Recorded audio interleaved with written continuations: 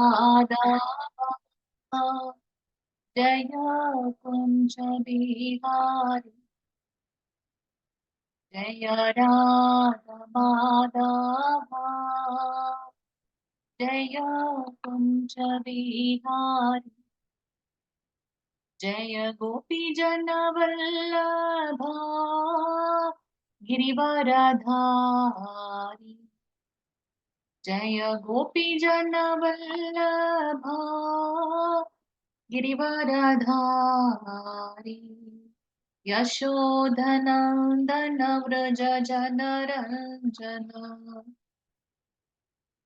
यशोधनन्दन व्रज जनरञ्जन यमुनतीरवनचारी यमुनतीरवनचारी हरे Krishna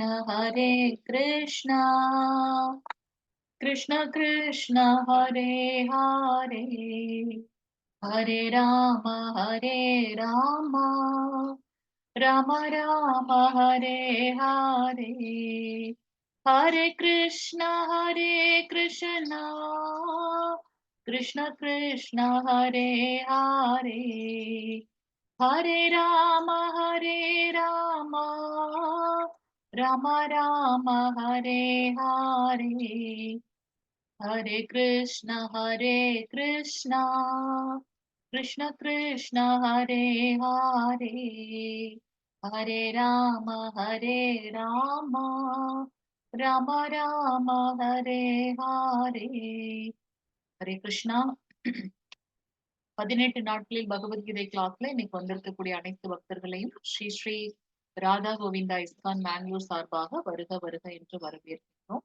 so இன்னைக்கு வந்து நம்ம 4வது அத்தியாயத்துல பார்த்துருக்கோம். அந்த அத்தியாயத்தோட பெயர் ஞான யோகம் பார்த்தோம். ஸோ 42 ஸ்லோகங்களை உள்ளடக்கியது இந்த அத்தியாயம்.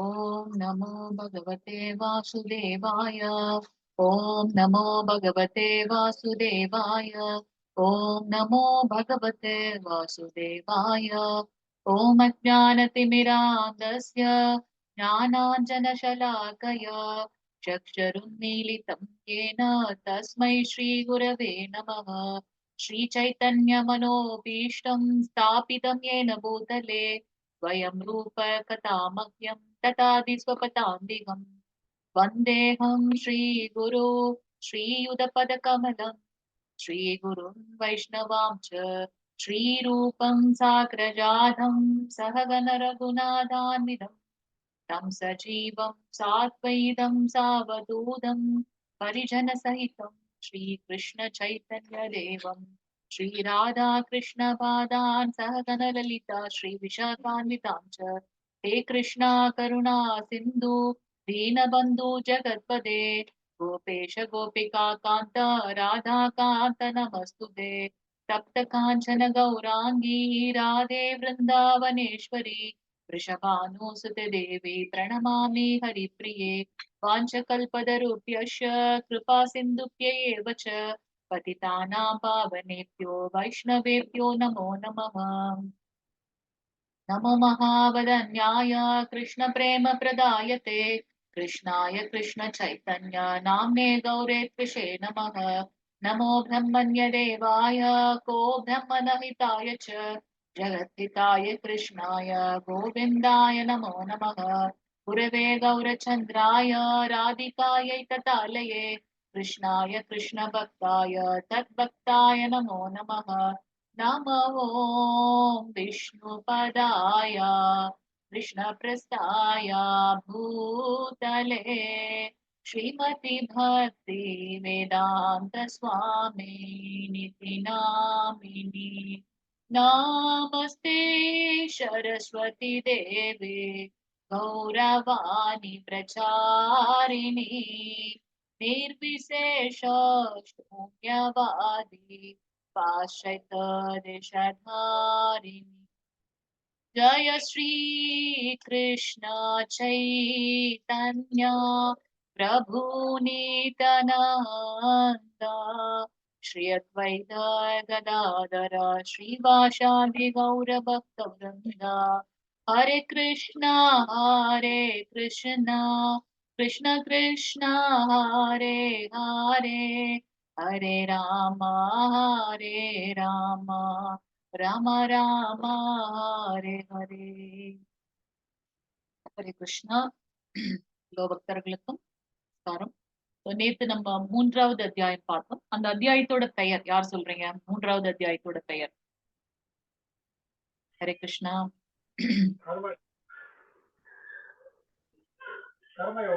கர்மயோகம். ஹரே கிருஷ்ணா. செகண்ட் அத்தியாயத்தோட பெயர் என்ன? 2வது அத்தியாயம் ஹரிபோல் பிரபு. ஃபர்ஸ்ட் அத்தியாயம் அர்ஜுன விஷாத யோகம். ஹரே கிருஷ்ணா. சோ இன்னைக்கு நம்ம 4வதாக பார்க்கக்கூடிய அத்தியாயம் ஞான யோகம். சோ ஃபர்ஸ்ட் அத்தியாயம் அர்ஜுன விஷாத யோகம், 2வது அத்தியாயம் சாங்கிய யோகம், அதுல வந்து ஆத்மாவை பத்தின ஞானத்தை கொடுத்தார் கிருஷ்ணர். 3வது அத்தியாயம் கர்ம யோகம். சோ அந்த கர்ம யோகத்துல வந்து கர்மங்களை செய்வதன் மூலமாக, நம்ம செயல்களை செய்வதன் மூலமாக எப்படி பகவானிடத்தில் வந்து நம்ம கனெக்ட் ஆகிறோம்ன்றதை நம்ம பார்த்தோம். அதுல வந்து நேத்து பார்த்ததோட ஏதாவது என்ன ரொம்ப இம்பார்ட்டன்ட், மோஸ்ட் சிக்னிபிகன்ட் யாராவது சொல்றீங்களா? நேத்து பார்த்ததுல என்ன புரிஞ்சது அதை பத்தி யாரு சொல்றீங்க?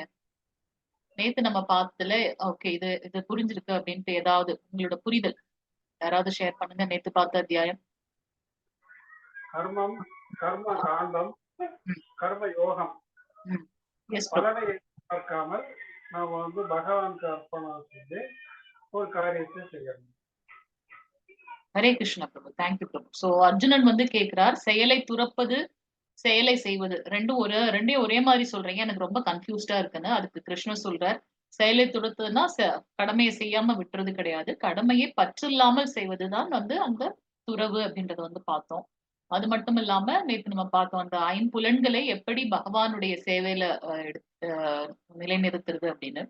பற்றற்று நம்மளுடைய கர்மங்களை செய்வது நிஷ்காம கர்மயோகம். பலன்களை எதிர்பார்க்காமல் நாம வந்து செயல்களை செய்யக்கூடிய அந்த இதை வந்து நிஷ்காம கர்ம யோகம் அப்படின்னு பாக்குறோம். அது வந்து நம்ம ஞான யோகத்தை விட, ஞான யோகம்னா என்ன? பகவானை பத்தின அந்த அறிவு அதை விட உயர்ந்தது. ஏன்னா அந்த ஞானத்தை நாம வந்து பிராக்டிக்கலா போடுறோம் இல்லையா, அதனால அது நிஷ்காம கர்ம யோகம் அப்படின்னு பார்க்கணும். அது மட்டும் இல்லாம நேத்து நம்ம 3 விதமான மனிதர்களை பார்த்தோம். இந்த பௌதீகவாதிகள், ஜடப்பற்றுல இருக்கவங்க எப்படி இருப்பாங்க, அவங்களுடைய செயல்கள் எப்படி இருக்கும், அவர்கள் அடையக்கூடிய பலன்கள் என்ன, அதெல்லாம் நம்ம பார்த்தோம். பௌதிகவாதிகள் எப்படி இருப்பாங்க? நான் தான் இதை பண்றேன், நான் தான் அனுபவிக்கின்றேன் அப்படின்ற அந்த ஒரு ஞானத்துல இருப்பாங்க அவங்க. சோ அவங்களுக்கு வந்து பாத்தீங்கன்னா பாவம் புண்ணியம் ரெண்டுமே இருக்கும். ஏன்னா நான் செய்யறேன்னு நினைக்கும் போது நல்ல விஷயங்களை பண்ணும்போது அதுல எனக்கு புண்ணியம் கிடைக்கும், தீயமான விஷயங்களை பண்ணும்போது பாவம் கிடைக்கும். அதற்கேற்றாற் போல மேலுலகத்திற்கோ இல்ல கீழுலகத்திற்கோ நாம் தள்ளப்படுகிறோம். அடுத்தது வந்து பாத்தீங்கன்னா கர்ம காண்டம். கர்ம காண்டத்தை பண்றவங்க, சாஸ்திரத்துல சொல்லப்பட்டதை அப்படியே செய்யறவங்க. ஆனால் நமக்கு வந்து பலனை எதிர்பார்த்து பலன் நோக்கு செயல்களில் அவர்கள் ஈடுபட்டிருப்பார்கள். அவங்க வந்து கர்ம காண்டத்தை செய்கிறார். கர்ம யோகிகள் என்ன செயலையும் அதை பகவானுக்காக செய்யறோம் அப்படின்ற ஒரு ஞானத்தோட செய்யும்போது அது கர்ம யோகிகள். அவர்களுக்கு வந்து முக்தி கிடைக்கின்றது அப்படின்னு நம்ம பார்த்தோம். அது மட்டுமல்லாமல் கிருஷ்ணர் என்ன சொன்னார், நம்ம வந்து ஒரு முன்மாதிரியாக, ஒரு எடுத்துக்காட்டாக இருக்க வேண்டும். யாரு? தலைவன் என்பவன் அப்படித்தான் இருப்பான். டைரக்டாவோ இன்டைரக்டாவோ பகவான் வந்து அர்ஜுனனை வந்து போரிடணும், நீ ஒரு சத்திரியன் அப்படின்றத வந்து இன்சிஸ்ட் பண்ணிட்டே இருப்பார். அப்ப அர்ஜுனன் கேட்கிறார் திருப்பி, நீங்க பற்று இல்லாம செய்யணும்லாம் சொல்றீங்க, ஆனா நான் ஒரு செயலை செய்யக்கூடாது, பாவத்துல ஈடுபடக்கூடாதுன்னு நினைத்தாலுமே வந்து பலவந்தமாக நான் ஒரு விஷயத்தை செய்யறதுல வந்து படுத்தப்படுவதோட காரணம் என்ன அப்படின்னு சொல்லி கேட்கிறார். அப்ப அவர் என்ன சொல்றார்? காமம், பேராசை, அதுதான் வந்து மிகப்பெரிய எதிரி. அந்த பற்று, அதீதமான அன்பு, ஒரு பற்று, அதனால வந்து எதையுமே அவங்களால வந்து ஸ்பேர் பண்ண முடியும் அதுக்காக. அந்த மாதிரியான ஒரு பெரிய வெறித்தனமான ஒரு இதுன்னு சொல்லலாம். சோ அது வந்து பாத்தீங்கன்னா காமம். அந்த காமத்தின் வழியாக அதுதான் நம்மளுடைய பெரிய எதிரி, அதனால் நாம் வீழ்ச்சி அடைகின்றோம் அப்படின்றத வந்து கிருஷ்ணன் சொன்னாங்க. 3 விதமான காமத்துக்கு எக்ஸாம்பிள் சொன்னாங்க பகவான். என்னென்ன எக்ஸாம்பிள் சொல்லுங்க பாக்கலாம் யாராவது. ஹரே கிருஷ்ணா. கடைசியா பார்த்தோம் இல்லையா 3 விதமான அந்த இது, 3 விதமான காமத்தோட எக்ஸாம்பிள்ஸ் கொடுத்தோம். நம்ம பார்த்தோம் இல்லையா நேத்து ஒரு உவமை அனாலஜி பார்த்தோம். நெருப்பு புகை. ஹரே கிருஷ்ண மாதாஜி. தேங்க்யூ. எஸ் மாதாஜி. கண்ணாடி தூசி. எஸ் மாதாஜி. கருப்பை. தேங்க்யூ மாதாஜி.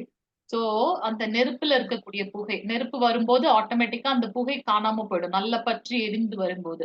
அது போல இந்த ஞானம் நமக்கு இருக்கும்போது, நம்ம ஒரு பொருள் மேல ஆசை வச்சாலும், நம்மளுடைய ஏதோ ஒரு இதுல அந்த ஞானம் வரும்போது ஆட்டோமேட்டிக்கா அந்த காமம், அந்த அதிகமான வெறித்தனமான அன்பு நம்ம விட்டு போயிடும். அடுத்தது வந்து பாத்தீங்கன்னா, கண்ணாடி மேல இருக்க தூசி. அதுல நம்ம வந்து சில செயல்களை பகவானுக்காக செய்யும்போது, நம்மளுடைய நம்ம சாஸ்திரத்துல சொல்லப்பட்டபடி 84,00,000 பிறவிகள் இருக்கு அப்படின்னு நம்ம பார்க்கிறோம். ஒவ்வொருத்தரும் நம்ம வந்து 84,00,000 பிறவிகள் எடுத்திருக்கோம். அதுல 4,00,000 மட்டுமே மனித பிறவிகள் அப்படின்னு சொல்லப்பட்டிருக்கு.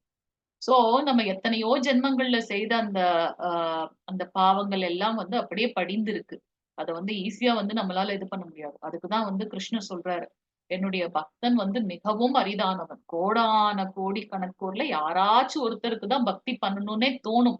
அதுலயும் ஒரு சிலர் மட்டும் தான் முனைப்பாக அத சஸ்டெயின் பண்ணுவாங்க. பிராக்டிஸ் பண்ணுவாங்க. அதுலயும் ஒரு சிலனால மட்டும் தான் தூய பக்தனாக வர முடியும். அப்படிப்பட்டவன் மிகவும் அரிதானவன் அப்படின்னு சொல்றாரு கிருஷ்ணர். கிருஷ்ணர் சொல்றாரு, நான் வந்து ப பக்தனுக்கு முக்தி கூட குடுத்துருவேன். ஆனா பக்தி குடுக்க மாட்டேன் அப்படின்னு. ஏன் அப்படின்னாக்கா, பக்தி குடுத்துட்டு அவர் பக்தன் ஆயிட்டாருனாக்கா, பக்தனுக்கு அவர் கட்டுப்பட்டு போயிடுவாரு பகவான். அதனால பக்தன் ஆகுறது வந்து ரொம்ப அரிதான ஒரு விஷயம். சோ நம்ம வந்து அதுக்கு ஜஸ்ட் அந்த அத என்னன்றது தெரிஞ்சுக்கிறதுக்காக தான் நம்ம இப்ப வந்து ட்ரை பண்றோம். சோ அதுக்கு வந்து பகவான் இங்க என்ன சொல்றார்? ஒவ்வொருத்தரையும் வந்து மிகப்பெரிய வீழ்ச்சியில ஈடுபடுத்துறதுக்கு பெரிய காரணம் என்ன அப்படின்னாக்கா, அந்த காமம். அதுதான் ஒரு மிகப்பெரிய எதிரி அப்படின்றத சோ இது நம்ம நேத்தைக்கு பார்த்தோம். இல்லையா? சோ இன்னைக்கு நமக்கு ஞான யோகத்தை பற்றி பகவான் சொல்லப் போறார். நம்ம 18 அத்தியாயங்கள்ல முதல் 6 அத்தியாயங்கள் நமக்கு வந்து கர்ம யோகத்தையும், மத்தியில இருக்கக்கூடிய 6 அத்தியாயங்கள் பக்தி யோகத்தையும், கடைசியாக இருக்கக்கூடிய 6 அத்தியாயம் ஞான யோகத்தையும் நமக்கு சொல்லி தருதுன்னு நம்ம பார்த்தோம். ரொம்ப டீட்டெயிலா நம்ம அந்த கடைசி 6 அத்தியாயத்துல பார்ப்போம். இங்க வந்து அ ஒரு ஒரு ஒரு சூப்பர்ஃபிஷியலா நமக்கு வந்து பகவான் சொல்றாரு. ஞான யோகம். எப்படி இந்த பகவத்கீதை தோன்றியது? அது எதற்காக வந்து வந்துச்சு? அதனால என்ன பலன்? அப்படின்ற ஒரு ஞானத்த நமக்கு இன்னைக்கு சொல்லப் போறார். சோ இங்க வந்து பாத்தீங்கன்னா, முதல் ஸ்லோகத்துல இருந்து 10வது ஸ்லோகம் வரைக்கும் கிருஷ்ணரை பற்றிய ஆழ்நிலை அறிவு. என்னது கிருஷ்ணரை பற்றிய ஆழ்நிலை அறிவு? ஆ எந்த ஒரு 4 விதமான குரு சீட பரம்பரை இருக்குன்னு நம்ம பார்க்கிறோம். நம்மளுடைய தன்மை என்ன? ஆத்மாவோட தன்மை என்ன? பகவானுடைய சேவகன். ஆனா நம்ம அதை மறந்து இங்க ரொம்ப கஷ்டப்பட்டுட்டு இருக்கோம். அதனால திருப்பி நம்மளுடைய அந்த கோலோக விருந்தாவனம் சென்று நம்மளுடைய அந்த இயல்பு இதுக்கு நம்ம திரும்பணும். சோ இங்க வந்து பகவான் வந்து அத சொல்றார். கிருஷ்ணரை பற்றிய ஆழ்நிலை அறிவு. இந்த 4 விதமான சீட பரம்பரை. பகவத்கீதை எப்படி தோன்றியது? சோ அத வந்து யாரு மூலமாக அது கிடைக்கப்பெற்றது? அதனால என்ன பலன்? அப்படின்றதெல்லாம் நம்ம பார்க்க போறோம். கிருஷ்ணர் அனைத்து பாதைகளின் குறிக்கோளாகவும், வர்ணாசிரம அமைப்பை உருவாக்கியவராகவும் இருக்கின்றார். பகவானே சொல்றார். அந்த 4 குருசீட பரம்பரை, அதுக்கப்புறம் அந்த மனித சமுதாயம் ஓய்வு பெறுவதற்காக 4 வர்ணங்களையும், 4 ஆசிரமத்தையும் உருவாக்கி இருக்கின்றாரு. கர்ம யோகம் அது நேத்து இதுல நம்ம பார்த்தோம். கர்ம யோகிகள் எப்படி இருப்பாங்க? அத பத்தி நான் இன்னும் கொஞ்சம் டீட்டெயில் சொல்றாங்க. தியாகங்கள் ஆழ்நிலை அறிவுக்கு வழிவகுக்கும். துறவு அப்படின்னு பார்த்தோம்னா, பற்றற்று நம்ம செய்யக்கூடிய செயல்கள் வந்து நமக்கு உண்மையான ஞானத்தை கொடுக்கும் அப்படின்னு பார்க்கிறோம். அந்த ஆழ்நிலை அறிவு பகவானுக்கும் நமக்கும் உள்ள அந்த ஆழ்நிலை அறிவை பத்தின ஒரு சுருக்கம். சோ இதெல்லாம் நமக்கு இன்னைக்கு அத்தியாயத்துல பார்க்கணும். ஹரே கிருஷ்ணா. ஓம் நமோ பகவதே வாசுதேவாய. ஓம் நமோ பகவதே வாசுதேவாய. ஓம் நமோ பகவதே வாசுதேவாய. ஓம் ஸ்ரீ கிருஷ்ண பரமாத்மனே நமः. அத சதுர்தோऽध्यायः ஞானயோக. ஹரே கிருஷ்ணா. முதல் ஸ்லோகம் ஸ்கிரீன் தெரியுதுங்களா? மாதாஜி பிரபுஜி வாசிக்கிறீங்களா யாராவது?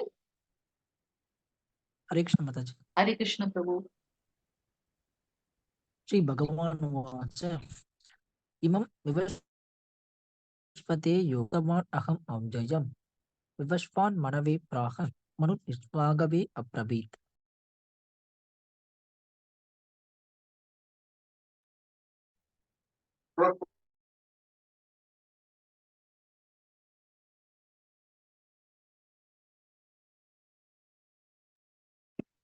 ஹரே கிருஷ்ண பிரபு.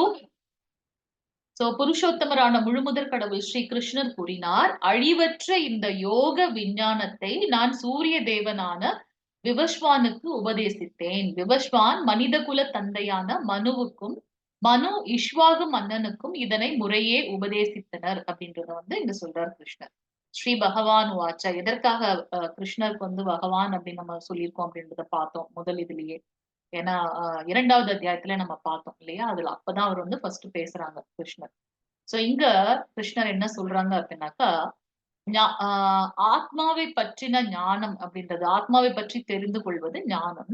பகவானை பற்றி, பரமாத்மாவை பற்றி தெரிந்து கொள்வது விஞ்ஞானம் அப்படின்னு நம்ம பார்த்தோம். சோ இங்க கிருஷ்ணர் என்ன சொல்றாங்க அப்படின்னாக்கா, அழிவற்றது. இந்த பகவத்கீதை மூலமாக நமக்கு பெறக்கூடிய அந்த ஞானம் வந்து அழிவற்றது. யோகம் பக்தனையும் பகவானையும் கனெக்ட் பண்ணக்கூடியது. விஞ்ஞானம் பகவான பற்றின ஞானத்தை எல்லாம் நம்ம கம்ப்ளீட்டா பார்க்க போறோம் அடுத்தடுத்த அத்தியாயத்துல. சோ இந்த பகவத்கீதை என்பது அழிவற்றது, யோக விஞ்ஞானம். அதை ஃபர்ஸ்ட் கிருஷ்ணர் என்ன பண்றாங்க, சூரிய தேவனான விவஸ்வானுக்கு உபதேசித்தார். இந்த சூரியன், சந்திரன், சிவபெருமான் இதெல்லாம் வந்து பாத்தீங்கன்னா அதெல்லாம் ஒரு வந்து போஸ்ட். சோ அதுல வந்து பிரம்மதேவர் எல்லாமே வந்து ஒரு போஸ்ட். நம்ம நம்ம வந்து முதல்ல சொன்னது மாதிரி பகவத்கீதை உண்மை ஒரு பிரபுபாதர் கொடுத்த அந்த பொருளுரையில இருந்து தான் நம்ம அதன் அடிப்படையில் தான் நம்ம இப்ப வந்து டிஸ்கஸ் பண்ணிட்டு இருக்கோம். சோ அதுல வந்து என்ன சொல்லப்பட்டிருக்கு அப்படின்னாக்கா, சூரிய தேவன் வந்து யாரா இருந்தாங்க அப்ப அப்படின்னாக்கா, விவஸ்வான் தான் வந்து அப்ப சூரிய தேவனா இருப்பார். சோ இந்த முதல்ல அதை படைக்கும் போது, சோ இந்த ஞானத்தை கிருஷ்ணர் சூரிய தேவனான விவஸ்வானுக்கு அந்த ஞானத்தை கொடுக்கின்றார். இந்த மனித சமுதாயம் முதல்ல வந்து மனுவின் மூலமாக தான் வருகின்றது. அதனால அந்த ஞானத்தை விவஸ்வான் மனித குலத்தோட தந்தையான மனுவுக்கு கொடுக்கின்றார். அந்த மனு அவருடைய குழந்தையான இஷ்வாகுக்கு. சோ இது இப்படி குரு சீட பரம்பரையின் மூலமாக இந்த ஞானம் வருகின்றது. மெயினா அத வந்து பாத்தீங்கன்னா, அந்த அந்த ஆள்பவர்களுக்கு, அரசனுக்கு. சோ அரசன் வந்து தர்மத்தின் வழியா போனாதான் அவன் கீழ இருக்கக்கூடிய குடிமக்களும் அந்த வழியில போவாங்க. அதனால அது இல்லாம அவர் முதல்ல உருவாக்கப்பட்டவர் மனு. அதனால மனுவுக்கு இந்த ஞானம் கொடுக்கப்படுகின்றது. அவர் அப்படியே இது வந்து டிசெண்ட் ஆகுது. சோ இதுதான் வந்து பாத்தீங்கன்னா, ஆ இந்த ஆன்மீக ஞானமானது அங்கீகரிக்கப்பட்ட ஆன்மீக குருவின் விதத்துல இருந்து நமக்கு கிடைக்கப் பெறணும் அப்படின்னு நம்ம பார்க்கிறோம். சோ கிருஷ்ணர் கிட்ட இருந்து சூரிய தேவனான விவஸ்வான், விவஸ்வான் வந்து மனித குலத்தோட தந்தை. ஃபர்ஸ்ட் வந்த மனு, மனு கிட்ட இருந்து இஷ்வாகு மன்னன். இப்படி இது டிசெண்ட் ஆகுது அப்படின்றத நம்ம இங்க பார்க்கலாம். 2வது ஸ்லோகம் பிரபுஜி மாதாஜி வாசிங்க. ஹரே கிருஷ்ணா. ஹரே கிருஷ்ணா.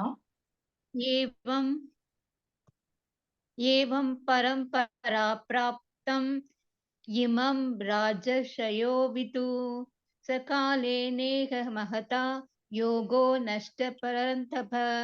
தேங்க்யூ மாதாஜி. ஹரே கிருஷ்ணா. சோ இங்க வந்து Thank you. என்ன சொல்றாங்க அப்படின்னாக்கா, உன்னதமான இந்த விஞ்ஞானம் சீடர்களின் சங்கிலி தொடர் மூலமாக பெறப்பட்டு அவ்வாறே புனிதமான மன்னர்களால் உணரப்பட்டது. ஏன்னா அவங்கதான் நாட்டை ஆள போறாங்க. அவங்களுக்கு முதல்ல அந்த ஞானம் தெரிஞ்சிருக்கணும். அதனால இந்த சங்கிலி தொடர் மூலமாக, எந்த சங்கிலி தொடர்? குரு சீட பரம்பரை மூலமாக, சீடர்கள் மூலமாக கிடைக்கப்பட்ட அந்த ஞானம் மன்னர்களுக்கு முறையே உணர்த்தப்பட்டது. ஆனால் காலப்போக்கில் அத்தொடர் விட்டு போகவே இவ்விஞ்ஞானம் மறைந்து விட்டதை போல தோன்றுகின்றது. அதனால நான் உனக்கு திருப்பி சொல்றேன் அர்ஜுனா. அர்ஜுனனும் வந்து சத்திரிய குலத்தை சேர்ந்தவன் தானே. அப்ப அவனுக்கு வந்து இந்த ஞானம் இல்ல. நம்ம வந்து ஒரு உடல் அல்ல, ஆத்மா. பகவான் கிருஷ்ணர் தான் வந்து எல்லாத்துடைய மூலம். சோ அப்ப அந்த அந்த புனிதமான அந்த இது வந்து பாத்தீங்கன்னா, காலப்போக்கில் மறைஞ்சிட்டது மாரி தோணுது. அதனால நான் திருப்பி உனக்கு சொல்றேன் கிருஷ்ணா, அர்ஜுனா அப்படின்றத சொல்றேன். நம்ம ஏற்கனவே பார்த்திருக்கோம். 4 குரு சீட பரம்பரை இருக்கு.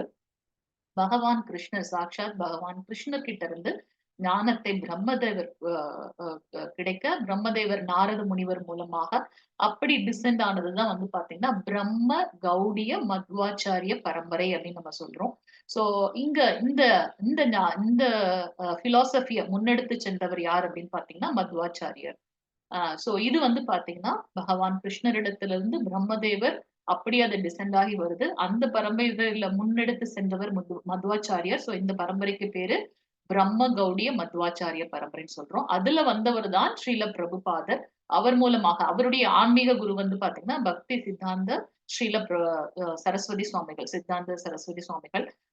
அப்படி வந்து கௌரவ கிஷோர் தாஸ் பாபாஜி, அதுக்கப்புறம் அவருடைய குரு வந்து பாத்தீங்கன்னா பக்தி வினோத் தாக்கூர். இப்படி வந்து போயிட்டு இருக்கு. சோ இது வந்து நம்ம நம்ம இப்ப இந்த ஞானத்தை கேட்டுட்டு இருக்கோம் இல்லையா? இஸ்கான் வந்து பாத்தீங்கன்னா பிரபுபாதர் தான் நம்மளுடைய ஸ்தாபக ஆச்சாரியர். சோ இந்த பரம்பரைக்கு வந்து பிரம்ம கௌடிய மத்வாச்சாரிய பரம்பரை. மத்வாச்சாரியர் தான் இதை வந்து முன்னெடுத்து சென்றார் அப்படின்னு நம்ம பார்க்கிறோம். அடுத்தது வந்து பாத்தீங்கன்னா அடுத்த பரம்பரை ஸ்ரீ பரம்பரை. ஸ்ரீ பரம்பரை ஸ்ரீ லக்ஷ்மி தேவி. சோ பகவான் கிருஷ்ணர் லக்ஷ்மி தேவிக்கு இந்த ஞானத்தை கொடுத்து அப்படி ஆன்மீக குரு சீட பரம்பரை மூலமாக வந்த ஒரு பரம்பரை. சோ இதனால இந்த பரம்பரைக்கு ஸ்ரீ பரம்பரைன்னு பேரு. அதுல வந்து பாத்தீங்கன்னா ராமானுஜாச்சாரியர் வந்து இதை முன்னெடுத்து சென்றார் அப்படின்னு பார்க்கலாம். சோ இது எல்லாத்துக்கும் வந்து பாத்தீங்கன்னா நம்ம அடுத்தடுத்த கிளாஸ்ல பார்க்க போறோம். 5 விதமான ரசங்கள் இருக்கு. அதாவது பகவானு கிட்ட வந்து பாத்தீங்கன்னா நான் எப்பவும் சேவகனாக இருக்கிற ஒரு மாதிரியான ரசம். அடுத்து வந்து பாத்தீங்கன்னா நான் தந்தையாக இருக்கக்கூடியது, ஒரு ஒரு அன்ப பாராட்டுற விஷயம். அந்த மாதிரி 5 விதமான ரசங்கள் இருக்குது. நம்ம அடுத்து பார்க்க போறோம். சோ ஒரு ஒரு பரம்பரையும் ஒரு ஒரு பிலாசபி வந்து அவங்க ஃபாலோ பண்ணியிருக்காங்க அப்படின்றத நம்ம பார்க்கலாம். பகவான் ஸ்ரீ கிருஷ்ணரிடத்திலிருந்து சிவபெருமானுக்கு உரைக்கப்பெற்று அதை விஷ்ணு சுவாமி என்பவர் வந்து முன்னெடுத்து சென்ற பரம்பரை இது. சோ இது வந்து பாத்தீங்கன்னா ருத்ர பரம்பரை அப்படின்னு நம்ம பார்க்கிறோம். அடுத்து பகவான் கிருஷ்ணரிடத்திலிருந்து சனத்குமாரருக்கு இந்த ஞானத்தை கொடுக்கப்பட்டு சனத்குமாரருடைய அந்த ஆன்மீக குருசீட பரம்பரை மூலமாக இந்த ஞானம் கொடுக்கப்பட்டது. அதை முன்னெடுத்து சென்றவர் நிம்பகாச்சாரியார் அப்படின்னு நம்ம பார்க்கிறோம். சோ இது வந்து பாத்தீங்கன்னா 4 விதமான பரம்பரை. சனத்குமாரர்கள் பத்தி தெரியும். சோ பிரம்மதேவர் அந்த பிரபஞ்சத்தை சிருஷ்டி பண்ணணும்னு சொல்லும்போது ஃபர்ஸ்ட் அவரு ஐ மீன் சிருஷ்டி பண்ணது யாருன்னாக்க இந்த சனத்குமாரர்கள். 5 வயது குமாரர்கள் போலவே இருப்பாங்க. அவங்க வந்து பிரம்மதேவர் ரொம்ப வருடங்களாக தவம் செய்து சிருஷ்டி பண்ணு அப்படின்னு சொன்ன உடனே அவர் சிருஷ்டி பண்ணப்ப இந்த 4 குமாரர்கள் கிடைக்கின்றார்கள். அவர் சொல்றாரு இந்த இந்த மனித சமுதாயத்தை கொண்டு வரணும் போது அவங்க சொல்லிட்டாங்க, மறுத்துட்டாங்க. இல்ல நாங்க எப்பொழுதுமே வந்து பகவானுக்கு சேவை செய்யணும்னு இருக்கோம். ஏன் அப்படின்னாக்கா அவர் தவம் செய்ததோட பலனின் மூலமாக கிடைக்கப்பெற்றதுனால் அவங்களுக்கு வந்து இந்த ஆஹ் ஆஹ் மனித சமுதாயத்தை விருத்தி பண்றதுல எல்லாம் இஷ்டம் இல்ல. அவங்க வந்து எப்பவுமே பகவானுடைய அந்த ஞானத்திலே இருக்கணும்னு அப்படியே 5 வயது சிறுவர்களாகவே இருந்தாங்க. அதனால 4 குமாரர்கள் சனத் அப்படின்னு. சோ இவங்க வந்து சனத் குமாரர்கள். கிருஷ்ணரிடத்திலிருந்து சனத் குமாரர்களுக்கு இந்த யோக விஞ்ஞானம் கொடுக்கப்பட்டு அதை அப்படியே எடுத்து சென்ற பரம்பரை நிம்பகாச்சாரியர் தான் அதோட தாபகாச்சாரியர். சோ இந்த மாதிரி 4 விதமான பரம்பரை. பிரம்ம கௌடிய மத்வாச்சாரிய பரம்பரை, ஸ்ரீ பரம்பரை. அதுல நம்ம தென்னகத்துல எல்லாம் இருக்கக்கூடிய வைஷ்ணவர்கள்லாம் நம்ம சொல்றோம். ராமானுஜாச்சாரியர் தான் அதோட முன்னெடுத்து சென்ற ஆச்சாரியர். ருத்ர பரம்பரையில விஷ்ணு சுவாமி, சனத்குமாரர்களோட அந்த இதுல வந்து பாத்தோம்னா நிம்பகாச்சாரியர் அப்படின்னு நம்ம பார்ப்போம். சோ இந்த ஞானம் குரு சீட பரம்பரையின் மூலமாக கிடைக்கப்படும் போது நமக்கு அந்த உண்மையான தெளிவு கிடைக்கின்றது. ஏன் நம்ம இந்த குரு சீட பரம்பரை மூலமாக கேட்கிறோம் அப்படின்னாக்கா நம்ம அந்த செஷன்ல பார்ப்போம். அவர் வந்து சொல்வார் ஆஹ் தன்னை அறிந்த அந்த எதற்காக ஒரு ஆன்மீக குருவை வந்து இது பண்ணணும் அப்படின்னாக்கா எப்படி சாஸ்திரத்துல சொல்லப்பட்டிருக்குதோ அதை போலவே அவர்கள் வாழ்க்கை வாழ்றதுனால அவங்க வந்து அந்த உண்மையை அறிந்தவர்கள். அப்ப அவங்க இன்னும் நமக்கு கிளியரா சொல்ல முடியும். இப்ப ஒரு ஒரு ஒரு டீச்சர் இருக்காங்க அப்படின்னாக்கா அந்த சப்ஜெக்ட்ல அவங்க எக்ஸ்பர்ட்னா அவங்க அந்த சப்ஜெக்ட கம்ப்ளீட்டா படிச்சிருக்கிறதுனால அதை உணர்ந்து அதே ஞானத்தை ஸ்டூடெண்ட்ஸ்க்கு சொல்ல முடியும் இல்லையா? அது போல ஆன்மீக குரு அதுல அதை அப்படியே உணர்ந்து இருக்கிறதுனால தன்னை அறிந்தவர்கள். சோ அந்த உண்மையான ஞானத்தை அடுத்தவங்களுக்கு சொல்ல முடியும். அதனால ஆன்மீக ஞானத்தை நாம் அங்கீகரிக்கப்பட்ட குருவிடமிருந்து கேட்க வேண்டும் அப்படின்றத நம்ம இங்க பார்க்கலாம். 5வது ஸ்லோகம் மாதாஜி பிரபுஜி வாசிங்க. ஹரே கிருஷ்ணா. ஹரே கிருஷ்ணா. श्री भगवानुवाच बहुनि मे व्यतीतानि जन्मानि तव चार्जुनो तान्यहं वेद सर्वाणि न त्वं वेद परन्तपः. ஹரே கிருஷ்ண माताजी हरे மாதாஜி. हरे. புருஷோத்தமரான முழுமுதற் கடவுள் கூறினார், நானும் நீயும் பற்பல பிறவிகளை கடந்துள்ளோம். இப்ப நம்ம இதுக்கு முன்னாடி பார்த்த ஸ்லோகம் வந்து பாத்தீங்கன்னா 2வது ஸ்லோகம் பார்த்தோம். நான் சொன்ன மாதிரி வெறும் இம்பார்ட்டன்ஸான ஸ்லோகம் மட்டும்தான் நம்ம ஃபர்ஸ்ட் லெவல்ல பார்த்துட்டு இருக்கோம். சோ இந்த 3வது 4வதுல வந்து பாத்தீங்கன்னா அர்ஜுனன் வந்து 4வது ஸ்லோகத்துல கேள்வி கேட்பார். நீங்களும் நானும் சம காலத்துல இருக்கும்போது எப்படி நீங்க வந்து சூரிய தேவனுக்கு வந்து இந்த ஞானத்தை கொடுத்திருப்பீங்க அப்படின்னு சொல்லி கேட்கிறார். அதற்கு வந்து பகவான் சொல்றார், ஒரு யுகம் தோறும் நம்ம வந்து 2 பேருமே வரோம். ஆனா உனக்கு வந்து எல்லாமே மறந்து விடுகின்றது. பட் நான் வந்து அதை நினைவில் கொள்கின்றேன். நம்ம அதுல வந்து பார்ப்போம். நம்ம எல்லாம் வந்து பாத்தீங்கன்னா அணு ஆத்மா, ரொம்ப சிறிய துகள். ஆனால் பகவான் வந்து பாத்தீங்கன்னா விபு ஆத்மா. விபு அப்படின்னாக்கா அநேகமான எல்லா இடத்துலயும் பரவி இருக்கார் பகவான். நமக்குள்ள இருக்கிற பரமாத்மாவை பத்தியே நமக்கு வந்து இன்னும் தெரியல. ஆனா பகவான் எல்லா உயிர்களிடத்திலும் வந்து பரமாத்மா ரூபத்துல இருக்கு. அசையும் அசையாத உயிருள்ள உயிரற்ற எல்லா இடத்துலயும் பகவான் இருக்கார். அவருக்கு எல்லார பற்றிய ஞானமும் இருக்கு பகவான். சோ அதுதான் நம்மளையும் அவரையும் டிஃபரன்ஷியேட் பண்றது இல்லையா? சோ அர்ஜுனன் வந்து 2 பேரும் சம இதுல இருக்கிறதுனால அவர் கேட்கிறார். அர்ஜுனன் பகவான் கிருஷ்ணர் கூடவே இருக்கிறார். அவருக்கு இந்த ஞானம் இருக்கும். இருந்தாலும் எதற்காக கேட்கிறாருன்னா, நம்மள மாரி ஆட்களுக்கு நமக்கு கண்டிப்பா டவுட் வந்திருக்கும். சூரிய தேவனான விவஸ்வானுக்கு இந்த ஞானத்தை குடுத்தேன்னு வரும்போது ஆட்டோமேட்டிக்கா நமக்கும் டவுட் வரும். இவர் அர்ஜுனன் கூட இருக்கும்போது இவர் எப்படி சூரிய தேவனுக்கு கொடுத்திருப்பார் அப்படின்ட்டு. அதுதான் இங்க வந்து பகவான் கிட்ட அர்ஜுனன் கேட்க பகவான் அதை எக்ஸ்பிளைன் பண்றார். நானும் நீயும் பற்பல பிறவிகளை கடந்துள்ளோம். நிறைய பிறவிகள்ல வந்திருக்கோம். என்னால் அவை எல்லாவற்றையும் நினைவு கொள்ள முடியும். அதனால்தான் அவர் பகவான் இல்லையா? ஆனால் எதிரிகளை தவிக்கச் செய்பவனே அது உன்னால் முடியாது. அப்படி ஒரு டவுட் கேட்டா கூட நமக்கெல்லாம் உடனே சட்டுன்னு கோவம் வந்துரும் இல்லையா? நான் என்ன சொல்லிட்டு இருக்கேன்? என்னையே மீறி நீ கேள்வி கேட்கிறியான்னு தோணும். ஆனா இங்க பாருங்க அவர் என்ன சொல்றாரு? எதிரிகளை தவிக்கச் செய்பவனே. எவ்வளவு அழகா வந்து அவருக்கு தட்டி கொடுத்து அத வந்து அவர வந்து he is the best councillor. நம்மளும் வந்து பாத்தீங்கன்னா, நம்ம மேபி எல்லாரும் டிஃபரெண்ட் பொசிஷன்ல இருப்போம். சோ நம்ம கூட ஒர்க் பண்றவங்க கிட்டயும் இதே மாரி ஏதாவது அ கேள்விகள் கேட்டாங்கன்னா, அத அத வந்து எப்படி ஹேண்டில் பண்ணணும்ன்றதெல்லாம் நம்ம வந்து தெரிந்துக்கணும். ஹரே கிருஷ்ணா. பிரம்மாவின் ஆயுட்காலம் இது நெறைய ஃபுல்லா இதா போகும். அத ஜஸ்ட் நான் ஸ்கிப் பண்றேன் நான். ஓகே. சோ கிருஷ்ணர் எப்படி தோன்றுகின்றார்? 6வது ஸ்லோகம். மாதாஜி வாசிக்கிறீங்களா? 6வது ஸ்லோகம். माताजी प्रभु जी हरे कृष्णा। हरे हरे कृष्णा कृष्ण प्रभु। பிரபு உங்களுக்கு கனெக்டிவிட்டி இஷ்யூஸ் இருக்கா இல்ல எனக்கு கனெக்டிவிட்டி இஷ்யூஸ் இருக்கா? நான் பேசுறது கேக்குதா பிரபு? கேக்குதுங்க மாதாஜி, அப்படியா? கேக்குதுங்க மாதாஜி. ஓகே ஓகே ஓகே சொல்லுங்க, வாசிங்க பிரபு. हरे कृष्ण माताजी। हरे कृष्ण। अजो अभिसन अव्यजात्मा भूतानां ईश्वरो अभिसन प्रकृतिं स्वाम असंभवाम यात्मा मायया। हरे कृष्ण माताजी। ஹரே கிருஷ்ணா பிரபு. பகவான் இங்க சொல்றார், நான் பிறப்பற்றவனாக இருந்தாலும் எனது திவ்யமான உடல் அழிவற்றதாக இருந்தாலும் உயிர்வாழிகள் அனைவருக்கும் நானே இறைவனாக இருந்தாலும் நான் எனது சுயமான திவ்ய உருவில் ஒவ்வொரு யுகத்திலும் தோன்றுகின்றேன். சோ பகவான் வந்து அர்ஜுனன் கேட்டார் இல்லையா, எப்படி நீங்க அப்ப இருந்தீங்க சமகாலத்துல இருக்கிறோமே அப்படின்னு. அதற்காக அந்த பகவான் இங்க ஆன்சர் பண்றாங்க. பகவான் எப்படிப்பட்டவர்? பிறப்பற்றவர். அவர் வந்து அவர் வந்து அவதாரம் பண்றார். அப்படியே மேல இருந்து கீழ வரார். அது போல அவருக்கு எப்ப தோன்றுதோ அப்ப அவதாரம் எடுக்கிறார். சுயமாக அவருக்கு என்ன ஒரு ஒரு இதுலயும் நம்ம பார்க்கிறோம். ப்ளூ கலர்ல வருவார். கலியுகத்துல வந்து சைத்தன்ய மகாபிரபு கோல்டன் கலர்ல வந்தார் அப்படின்லாம் நம்ம பார்க்கிறோம். அவருக்குன்னு ஒரு ஒரு ஒரு யூனிக் ஸ்பெஷாலிட்டியோட பகவான் வருவார் இல்லையா? சோ அவருடைய உடல் வந்து பாத்தீங்கன்னா மிகவும் திவ்யமானது. நமக்கு தான் வந்து கை வந்து சாப்பிடணும், கண்ணு பார்க்கணும், காது கேட்கணும். ஆனா பகவானுக்கு அப்படி இல்ல. அப்படி இந்த பார்வையின் மூலமாகவே ஃபுல் பிரபஞ்சத்தையும் வந்து சிருஷ்டி பண்ணிடுவார் பகவான். நம்ம ஏற்கனவே பார்த்திருக்கோம். புருஷோத்தமரான முழுமுதற் கடவுளை எப்படி அறிந்து கொள்வது? அவர் 3 ரூபத்தில் இருக்கின்றார், வியாபித்திருக்கின்றார். பரமாத்மாவாக, பரம புருஷராக, பரபிரம்மமாக. எல்லா இடத்திலயும் வியாபித்திருக்கார். பரபிரம்மம். பரமாத்மா ஒவ்வொருத்தருடைய இதயத்துக்குள்ளயுமே இருக்கார். பகவான் எல்லாத்துக்கும் மேலேயும் இருக்கார் அப்படின்னு நம்ம பார்க்கிறோம். கோலோக பிருந்தாவனத்தில். சோ இங்க பாத்தீங்கன்னா பகவானுடைய உடல் வந்து அழிவற்றது. ரொம்ப திவ்யமானது. உயிர் வாழிகள் அனைவருக்கும் அவர்தான் இறைவன்.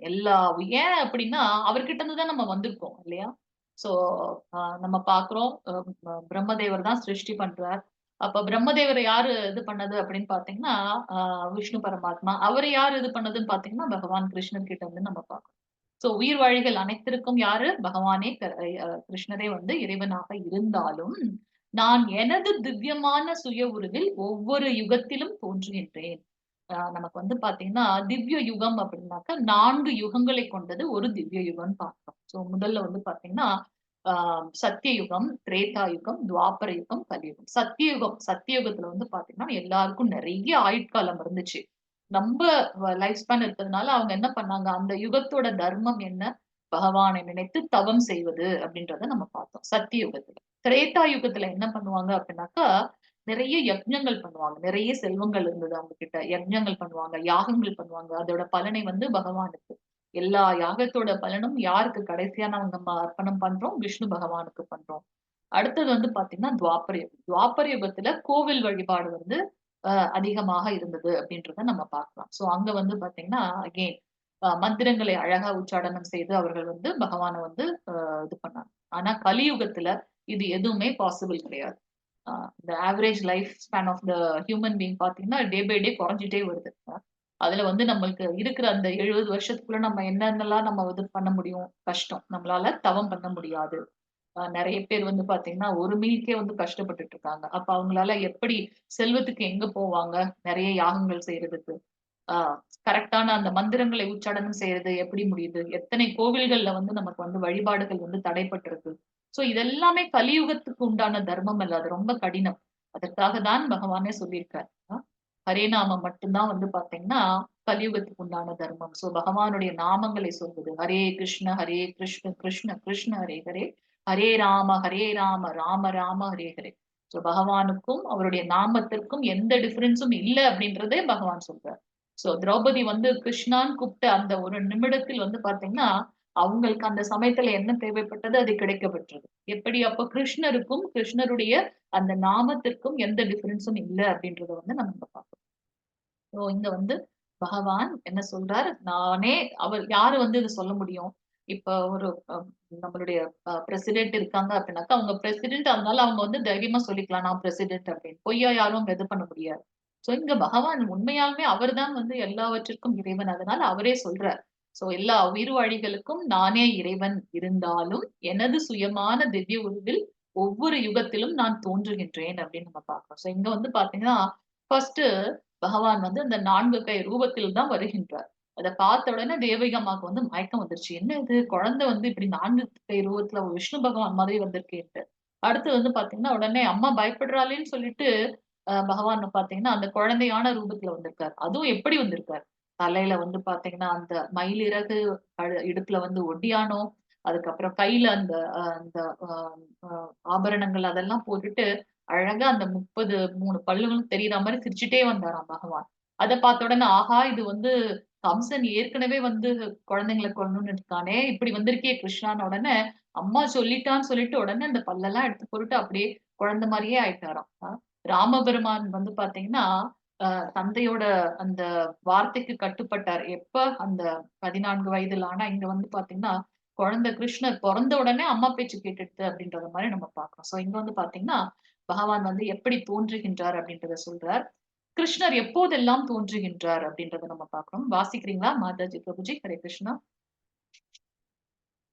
यदा यदा हि धर्मस्य ग्लानिर्भवति भारत अभ्युत्थानम् अधर्मस्य तदात्मानं सृजाम्यहम्. ஹரே கிருஷ்ணா மாதாஜி. हरे தேங்க்யூ कृष्णा மாதாஜி. माताजी. சோ இங்க வந்து கிருஷ்ணர் எப்படி வராருன்னு சொல்லிட்டார். இப்ப எப்போது தோன்றுகின்றார் அப்படின்றத சொல்றார். எப்போதெல்லாம், எங்கெல்லாம் தர்மம் சீர்குலைந்து, அதர்மம் ஆதிக்கம் செலுத்துகின்றதோ, பரதகுல தோன்றலே அப்போதெல்லாம் நான் தோன்றுகின்றேன். தர்மத்தை நிலைநாட்டுவதற்காக பகவான். ஆனா அதுக்கு கூட அவர் அங்கிருந்தே வந்து சிருஷ்டியே ஃபுல் பிரபஞ்சத்தையே படைக்கும்போது, இதற்காக அவர் வரணும்ன்றதுக்காக இல்ல. எதற்காக வராரு அப்படின்னாக்கா, பக்தனை ரட்சித்து, பக்தனை பாதுகாத்து, அவர்களுடைய சந்தோஷத்திற்காக, அவர்களுடைய லீலைகள பார்த்து கிருஷ்ண லீலைல எல்லாரும் எவ்வளவு ஒரு சந்தோஷமாக இருந்தார்கள். சோ அந்த பக்தர்களோட சந்தோஷத்திற்காக பகவான் வந்து அவதாரம் பண்றார். அடுத்த ஸ்லோகத்துல நம்ம பார்க்க போறோம். சோ தர்மத்தை நிலைநாட்டுவதற்காக, அதர்மத்தை ஒழிப்பதற்காக. இங்க பாருங்க கம்சன் வந்து தன் தேவகி அம்மாவுக்கும், வசுதேவருக்கும் திருமணம் முடிஞ்ச உடனே பார்த்தீங்கன்னா, இவ்ளோ ஒரு நல்ல இதா அ தேரோட்டி கூட வேண்டாம். நானே என் தங்கைய கொண்டு போய் விட்டுட்டு வந்துடுறேன் அப்டின்னுட்டு, அவ்ளோ ஒரு பாசக்கார அண்ணனாக என்ன பண்றாரு, தேர் ஓட்டுறாரு. ஆனா எல்லா சீரெல்லாம் கொடுத்து அந்த தேர ஓட்டுறார். எப்ப அந்த அசரீரி வருதோ, "மூடனே அ உன் தங்கை வயிற்றில வரக்கூடிய அந்த 8வது குழந்தை உன் மரணத்திற்கு காரணம்னு" அந்த அந்த இது கேட்ட அடுத்த நிமிஷம் வந்து என்ன பண்றார், உடனே தன்னுடைய உறைவாள்ல இருக்க அந்த வாள் எடுத்து அ அ தேவகி அம்மாவ கொல்றதுக்காக போறார். அந்த தலைமுடியெல்லாம் புடிச்சு கொல்றதுக்காக. அப்போ அவருக்குள்ள பாருங்க அந்த அசுர குணம் வந்து எப்படி இருக்கு இல்லையா? சோ ஒரு மனுஷங்களுக்குள்ளயும் வந்து பாத்தீங்கன்னா, அந்த மாதிரி குணங்கள் இருக்கு. அ அது அந்த இது கேட்ட அடுத்த நிமிஷம் வந்து பாத்தீங்கன்னா, எவ்ளோ நல்லவரா இருந்தார், அப்படியே வந்து கெட்டவரா மாறிட்டாரு கம்சன். ஆனா இங்க பாருங்க, வசுதேவர் வந்து என்ன பண்றாருன்னு பாருங்க. சோ வசுதேவர் உடனே இப்ப நம்ம அந்த இடத்துல இருந்தா என்ன பண்ணுவோம்? அம் அ கல்யாணம் ஆயிருக்கு. உடனே அந்த மாதிரி கம்சன் நடந்துக்கிட்டான், அவளோட அண்ணன் அப்படி நடந்துட்டான், நம்ம என்ன பண்ணுவோம்? ஒரு சிலர் ஆன்சர் பண்ணலாம். அவன் கூட சண்டை போடுவோம்ன்னு சொல்லலாம். ஒரு சிலர் வந்து அங்கருந்து ஓடி போயிடலாம்ன்னு சொல்லலாம். ஒரு சிலர் வந்து அவர்கிட்டயே வந்து சரணாகதின்னு சொல்லலாம். ஆனா அந்த வசுதேவர் என்ன பண்ணாரு அப்படின்னு பாத்தீங்கன்னா, எவ்வளவு ஒரு சமயோஜிதமான இதெல்லாம் நம்ம வந்து நம்மளோட லைஃப்ல எடுத்துக்க வேண்டிய ஸ்கில்ஸ். அவர் என்ன பண்றாரு அப்படின்னாக்கா, கம்சனுக்கு வந்து ஆஹ் அந்த திருப்பி அதுல வந்து அவரே வந்து அந்த ஆத்ம ஞானத்த பத்தி சொல்றாரு. இதெல்லாம் வந்து உண்மை கிடையாது. இந்த உடல் தான் வந்து அழியக்கூடியது. இந்த மாதிரி உள்ள இருக்க ஆத்மா அப்படியெல்லாம் கிடையாது. நீ வந்து இந்த மாதிரி விஷயங்கள செய்யக்கூடாதுன்னு. ஆனா கம்சன் கேட்கவே இல்ல. அடுத்து என்ன சொல்றாரு அப்படின்னு பார்த்தீங்கன்னா, "நீ எவ்வளவு பெரிய பராக்கிரமசாலி. உன்னுடைய தங்கையவே நீ இப்படி பண்ணிட்டேன்னா, அப்ப எல்லாரும் உன்ன தான் தவறாக பேசுவாங்கல்ல கம்சா. அது உன்னுடைய பெயருக்கு இழுக்கு இல்லையா?" அப்படின்னு சொல்றாரு.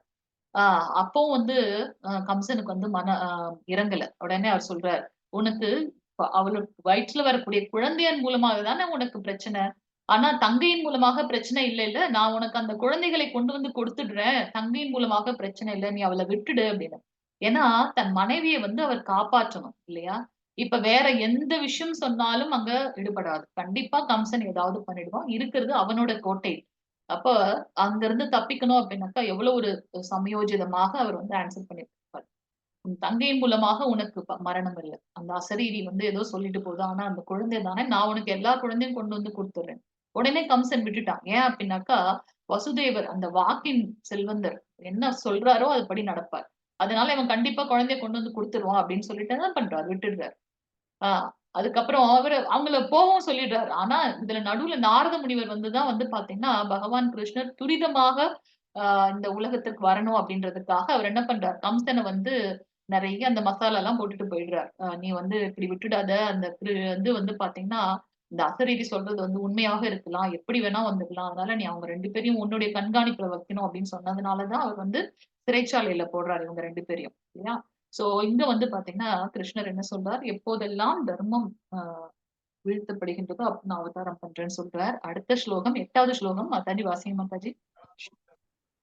परित्राण परित्राणाय साधूनां विनाशाय सदुष्कृतां धर्मसंस्थापनार्थाय संभवामि युगे युगे.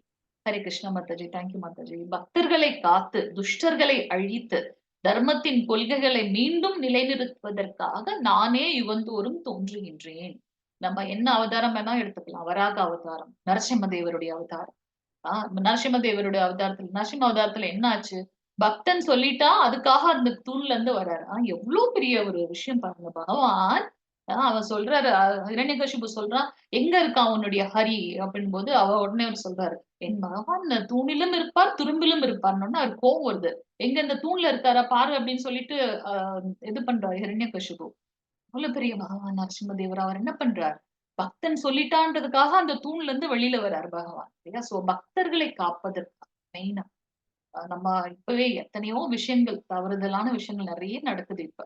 ஆனா ஏன் நெறைய பேர் சொல்லுவாங்க, "ஏன் உன்னோட கிருஷ்ணர் இப்ப வரதில்ல?" அப்படின்னாக்கா, எங்கேயாவது நம்ம அவ்வளவு ஒரு தூய்மையான பக்தர்கள நம்ம எங்கேயாவது பார்க்கிறோமா? அப்படி தூய பக்தர்கள் இருக்கும்போது தானே வந்து கிருஷ்ணர் வருவார். அவர் சொல்றார், "பக்தர்களை காத்து துஷ்டர்களை அழிப்பதற்காக, தர்மத்தின் கொள்கைகளை மீண்டும் நிலைநிறுத்துவதற்காக பகவான் யுகந்தோறும் தோன்றுகின்றார்." ஒரு ஒரு யுகத்திலயும் வந்து நம்ம ஒவ்வொரு அவருடைய அவதாரங்கள் எல்லாம் வந்து பாத்தீங்கன்னா, கடல்ல எப்படி அலைகளை வந்து நம்ம கவுண்ட் பண்ண முடியாது. எண்ணற்றது.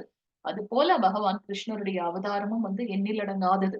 ஒரு சில மோஸ்ட் சிக்னிஃபிகன்ட்டானத மட்டும் தான் நம்ம வந்து தசாவதாரம் அப்படின்ட்டு அதனால பகவான் கிருஷ்ணர் இங்க என்ன சொல்றார்? பக்தனை காப்பாற்றுவதற்காக வருகின்றார். அடுத்தது 9வது ஸ்லோகம். மாதாஜி பிரபுஜி வாசிங்க. ஹரே கிருஷ்ணா. जन्म कर्म च मे दिव्यम् एवं यो वेत्ति तत्त्वते त्यक्त्वा तेऽहं पुनर्जन्म नत्ति मां येति सो अर्जुन. ஹரே हरे கிருஷ்ண மாதாஜி. தேங்க்யூ மாதாஜி. எனது தோற்றமும் செயல்களும் திவ்யமானது. கண்டிப்பா. பகவானுடைய தோற்றமும் செயல்களும் திவ்யமானது என்பதை எவனொருவன் அறிகின்றானோ, அவன் இந்த உடலை விட்ட பின் மீண்டும் இந்த பௌதீக உலகத்தில் பிறப்பு எடுப்பதே இல்லை. அர்ஜுனா, அவன் எனது நித்திய உலகை அடைகின்றான். நெறைய இடங்கள்ல வந்து பகவான் கிருஷ்ணர் வந்து பாத்தீங்கன்னா, ப்ராமிஸ் பண்றாரு நமக்கு. ஆனா நமக்கு தான் வந்து அந்த புத்தி இல்ல. புரிஞ்சுக்கக்கூடிய அந்த புத்தி இல்ல. சோ இங்க பகவான் என்ன சொல்றார்? அவருடைய தோற்றம், செயல்கள் இதெல்லாம் திவ்யமானது, தெய்வீகமானது. உண்மைதான் இல்லையா? அ ஆ அத யாரு புரிஞ்சுக்கிறாங்களோ, அவங்க வந்து இந்த உடலை விட்டதுக்கு அப்புறமா, திருப்பி இந்த உலகத்துக்கு வரமாட்டாங்க. அப்ப எங்க போவாங்க? பகவான் கிருஷ்ணர் இருக்கக்கூடிய கோலோக விருந்தாவனம். ஏன்னா அவரை நம்ம முழுமையாக தெரிந்துகிட்டோம். அப்புறம் நமக்கு இங்க என்ன வேலை இருக்கு? அங்க இருந்து தான் நம்ம வந்தோம். திருப்பி நம்ம அங்கதான் போனோம் இல்லையா? சோ இங்க வந்து சொல்றாரு பகவான். சோ அவர்கள் என்னுடைய நித்தியமான அந்த உலகை அடைகின்றார்கள். சோ இங்க பாத்தீங்கன்னா யசோதாமா வந்து பகவ பிரபஞ்சத்திற்கே பகவான் கடவுள் கிருஷ்ணர். ஆனா, அவர போய் என்ன பண்ணிட்டாங்க அப்டின்னாக்கா, ஒரு உரல்ல வந்து கட்டி போட்டாங்க. ஏன் அப்டின்னாக்கா, இங்க வந்து அவங்க கம்ப்ளீட்டா என்னுடைய குழந்தை, ஒரு தாய் குழந்தை அந்த ஒரு பாவம் தான் இருக்கு அவங்க. அவங்க வந்து பாத்தீங்கன்னா, பகவான் கிருஷ்ணர தொரத்திட்டு ஓடுறாங்களாம். பகவான வந்து அ அ அ எப்படி வந்து அவங்க எல்லாரும் ஆச்சரியமா பார்க்குறாங்க. ஒரு அ இடையர்குல பெண் அவ வந்து தொரத்திட்டு போறா, இவரும் ஓடுறாரே அப்படின்னு சொல்லிட்டு. இது ஒரு நல்ல இன்ட்ரஸ்டிங்கான கதை. நம்ம அடுத்த இதுல நம்ம பார்க்கலாம். சோ, ஆனா அவருடைய அந்த செயல்கள்லாம் வந்து ரொம்ப தெய்வீகமானது அப்படின்றத வந்து நமக்கு வந்து சொல்றாரு பகவான். சோ, இதுல ஒரு கதை ஒண்ணு இருக்கும். ஒரு ஒரு பிராமணர் என்ன பண்ணுவாரு, நல்ல டெம்பிள்ல பூஜைலாம் பண்ணிட்டு இருப்பாரு. அதே மாதிரி அந்த கோவிலோட வாசல்ல வந்து தெ சைவ த செருப்பு தைக்கிறவன்னு இருப்பார். அப்ப வந்து பார்த்தீங்கன்னா, அந்த பிராமணர் வந்து நாரத முனிவர பார்த்த உடனே இல்ல நாரத முனிவர் வந்து அ விஷ்ணு பரமாத்மாவ பார்க்க போறார். அப்ப வந்து கேட்பார். அ இந்த 2 பேர்ல யாருக்கு வந்து முக்தி கிடைக்கும் அப்படின்னு சீக்கிரம் கிடைக்கும் அப்படின்னோனே, அப்புறம் சொல்றாரு.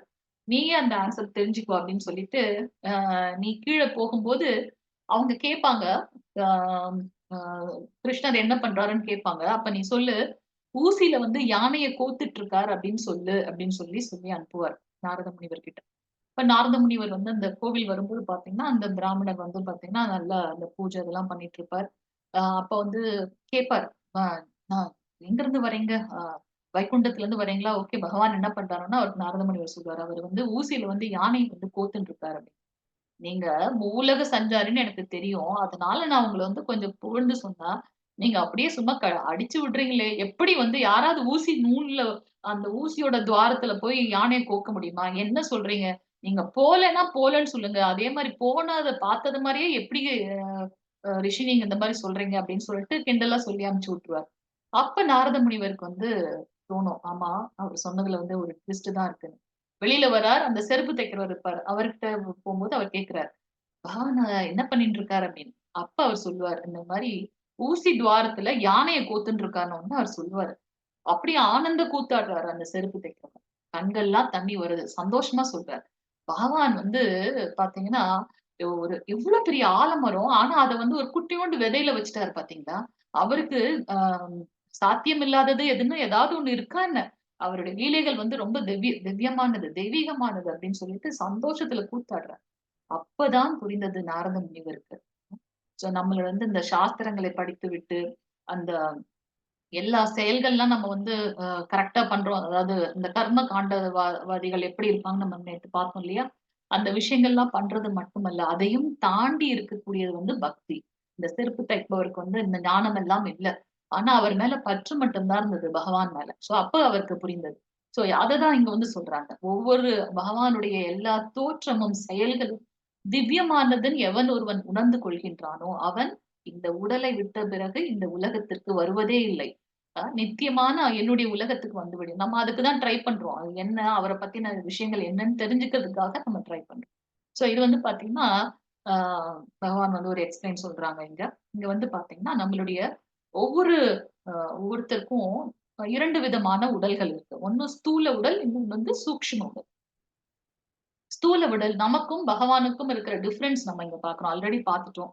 அவர் வந்து பார்த்தீங்கன்னா ஆ அவருடைய செயல்கள் எல்லாமே வந்து திவ்யமானது. கண்களின் மூலமாக பிரபஞ்சத்தையே வந்து இது பண்ணுவார் அப்படின்னு நம்ம பார்க்கிறோம். ஆனா நமக்கு வந்து அப்படி கிடையாது. நம்ம வந்து ரொம்ப லிமிட்டட் திங்ஸ் தான் நம்மளால பண்ண முடியும். அது மட்டும் வந்து பார்த்தீங்கன்னா, நமக்கு வந்து ஸ்தூல உடல், சூக்ஷ்ம உடல் 2 உடல் இருக்கு. ஸ்தூல உடல்னா அது பெரிஷபிள். நம்ம பார்க்கிறோம் இல்லையா? கை, காலு இதெல்லாம் நம்ம பார்க்கக்கூடிய ஒன்று. அது வந்து கான்கிரீட்டான ஒண்ணு தெரியுது நமக்கு. ஆனா அந்த சூக்ஷ்ம உடல் அப்படின்றது வந்து கண்ணுக்கு புலப்படாத ஒன்று. அப்ஸ்ட்ராக்ட். சோ அதுல வந்து பார்த்தீங்கன்னா, அந்த சூக்ஷ்ம உடலை 3 இது வந்து கவர் பண்ணிருக்கு. என்னது? மனம், புத்தி, பொய், அகங்காரம். மனசு, புத்தி, அந்த நான் வந்து பகவானுடைய சேவகன்றது உண்மையான அகங்காரம். ஆனா, அத விட்டுட்டு நான் தான் அனுபவிப்பாளன், நான் தான் உரிமையாளன் நம்ம நினைக்கிறோம் இல்லையா? நான் தான் கட்டுப்படுத்துபவன். சோ அது வந்து பொய் அகங்காரம் அப்படின்னு நம்ம பார்க்கிறோம். இந்த 3 விஷயங்கள் வந்து ஆத்மாவை கவர் பண்ணியிருக்க ஒரு லேயர். சோ, இதெல்லாம் வந்து மனுஷங்களுக்கு. ஆனா பகவானுக்கு அப்படி இல்ல. பகவான் வந்து பாத்தீங்கன்னா, அவருக்கு வந்து ஒரே மாதிரியான உடல். ஸ்தூலம், சூக்ஷ்மம் அதெல்லாம் கிடையாது. அதுபோல அவர் வந்து ரொம்ப தெய்வீகம். நமக்கு வந்து நரம்பெல்லாம் டிஃபரெண்டா இருக்கும். ஆனா பகவானுக்கு வந்து அப்படி இல்ல. ரொம்ப தெய்வீகமானவர். அதுபோல நம்ம வந்து அந்த முக்குணங்கள் ரஜோகுணம், தமோகுணம், சத்துவகுணம் மாயாவால நம்ம கவர் பண்ணப்பட்டிருக்கோம். நம்ம அதுக்கு கட்டுப்பட்டிருக்கோம். ஆனா பகவான் அவர்களை கட்டுப்படுத்துகின்றார்கள். இந்த பிக்சர்ல நம்ம பார்க்கலாம். மேல வந்து பகவான் அவருக்கு கீழ இந்த 3 குணங்கள் அவங்களுக்கு கீழ தான் நம்ம இருக்கோம். நம்ம வந்து ஆ நம்மள வந்து அந்த 3 குணங்கள் வந்து இருக்கு. சில சமயம் நம்மளே காலையில பார்த்தீங்கன்னா ரொம்ப சாந்தமா இருப்போம் சத்துவ குணத்துல.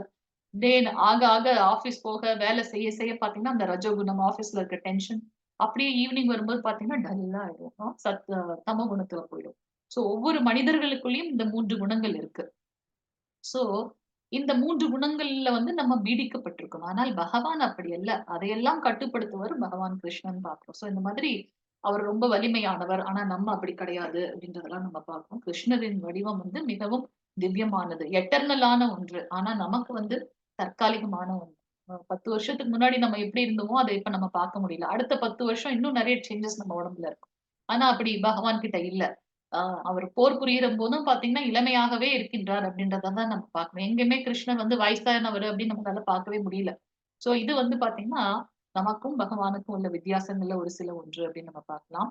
சோ ஆ பற்றுதல், பயம், கோபம் இவற்றிலிருந்து விடுபட்டு முழுவதும் என்னில் லயித்து என்னை சரணடைந்த பற்பல நபர்கள் என்னைப் பற்றிய அறிவால் இதற்கு முன் தூய்மை அடைந்துள்ளனர்.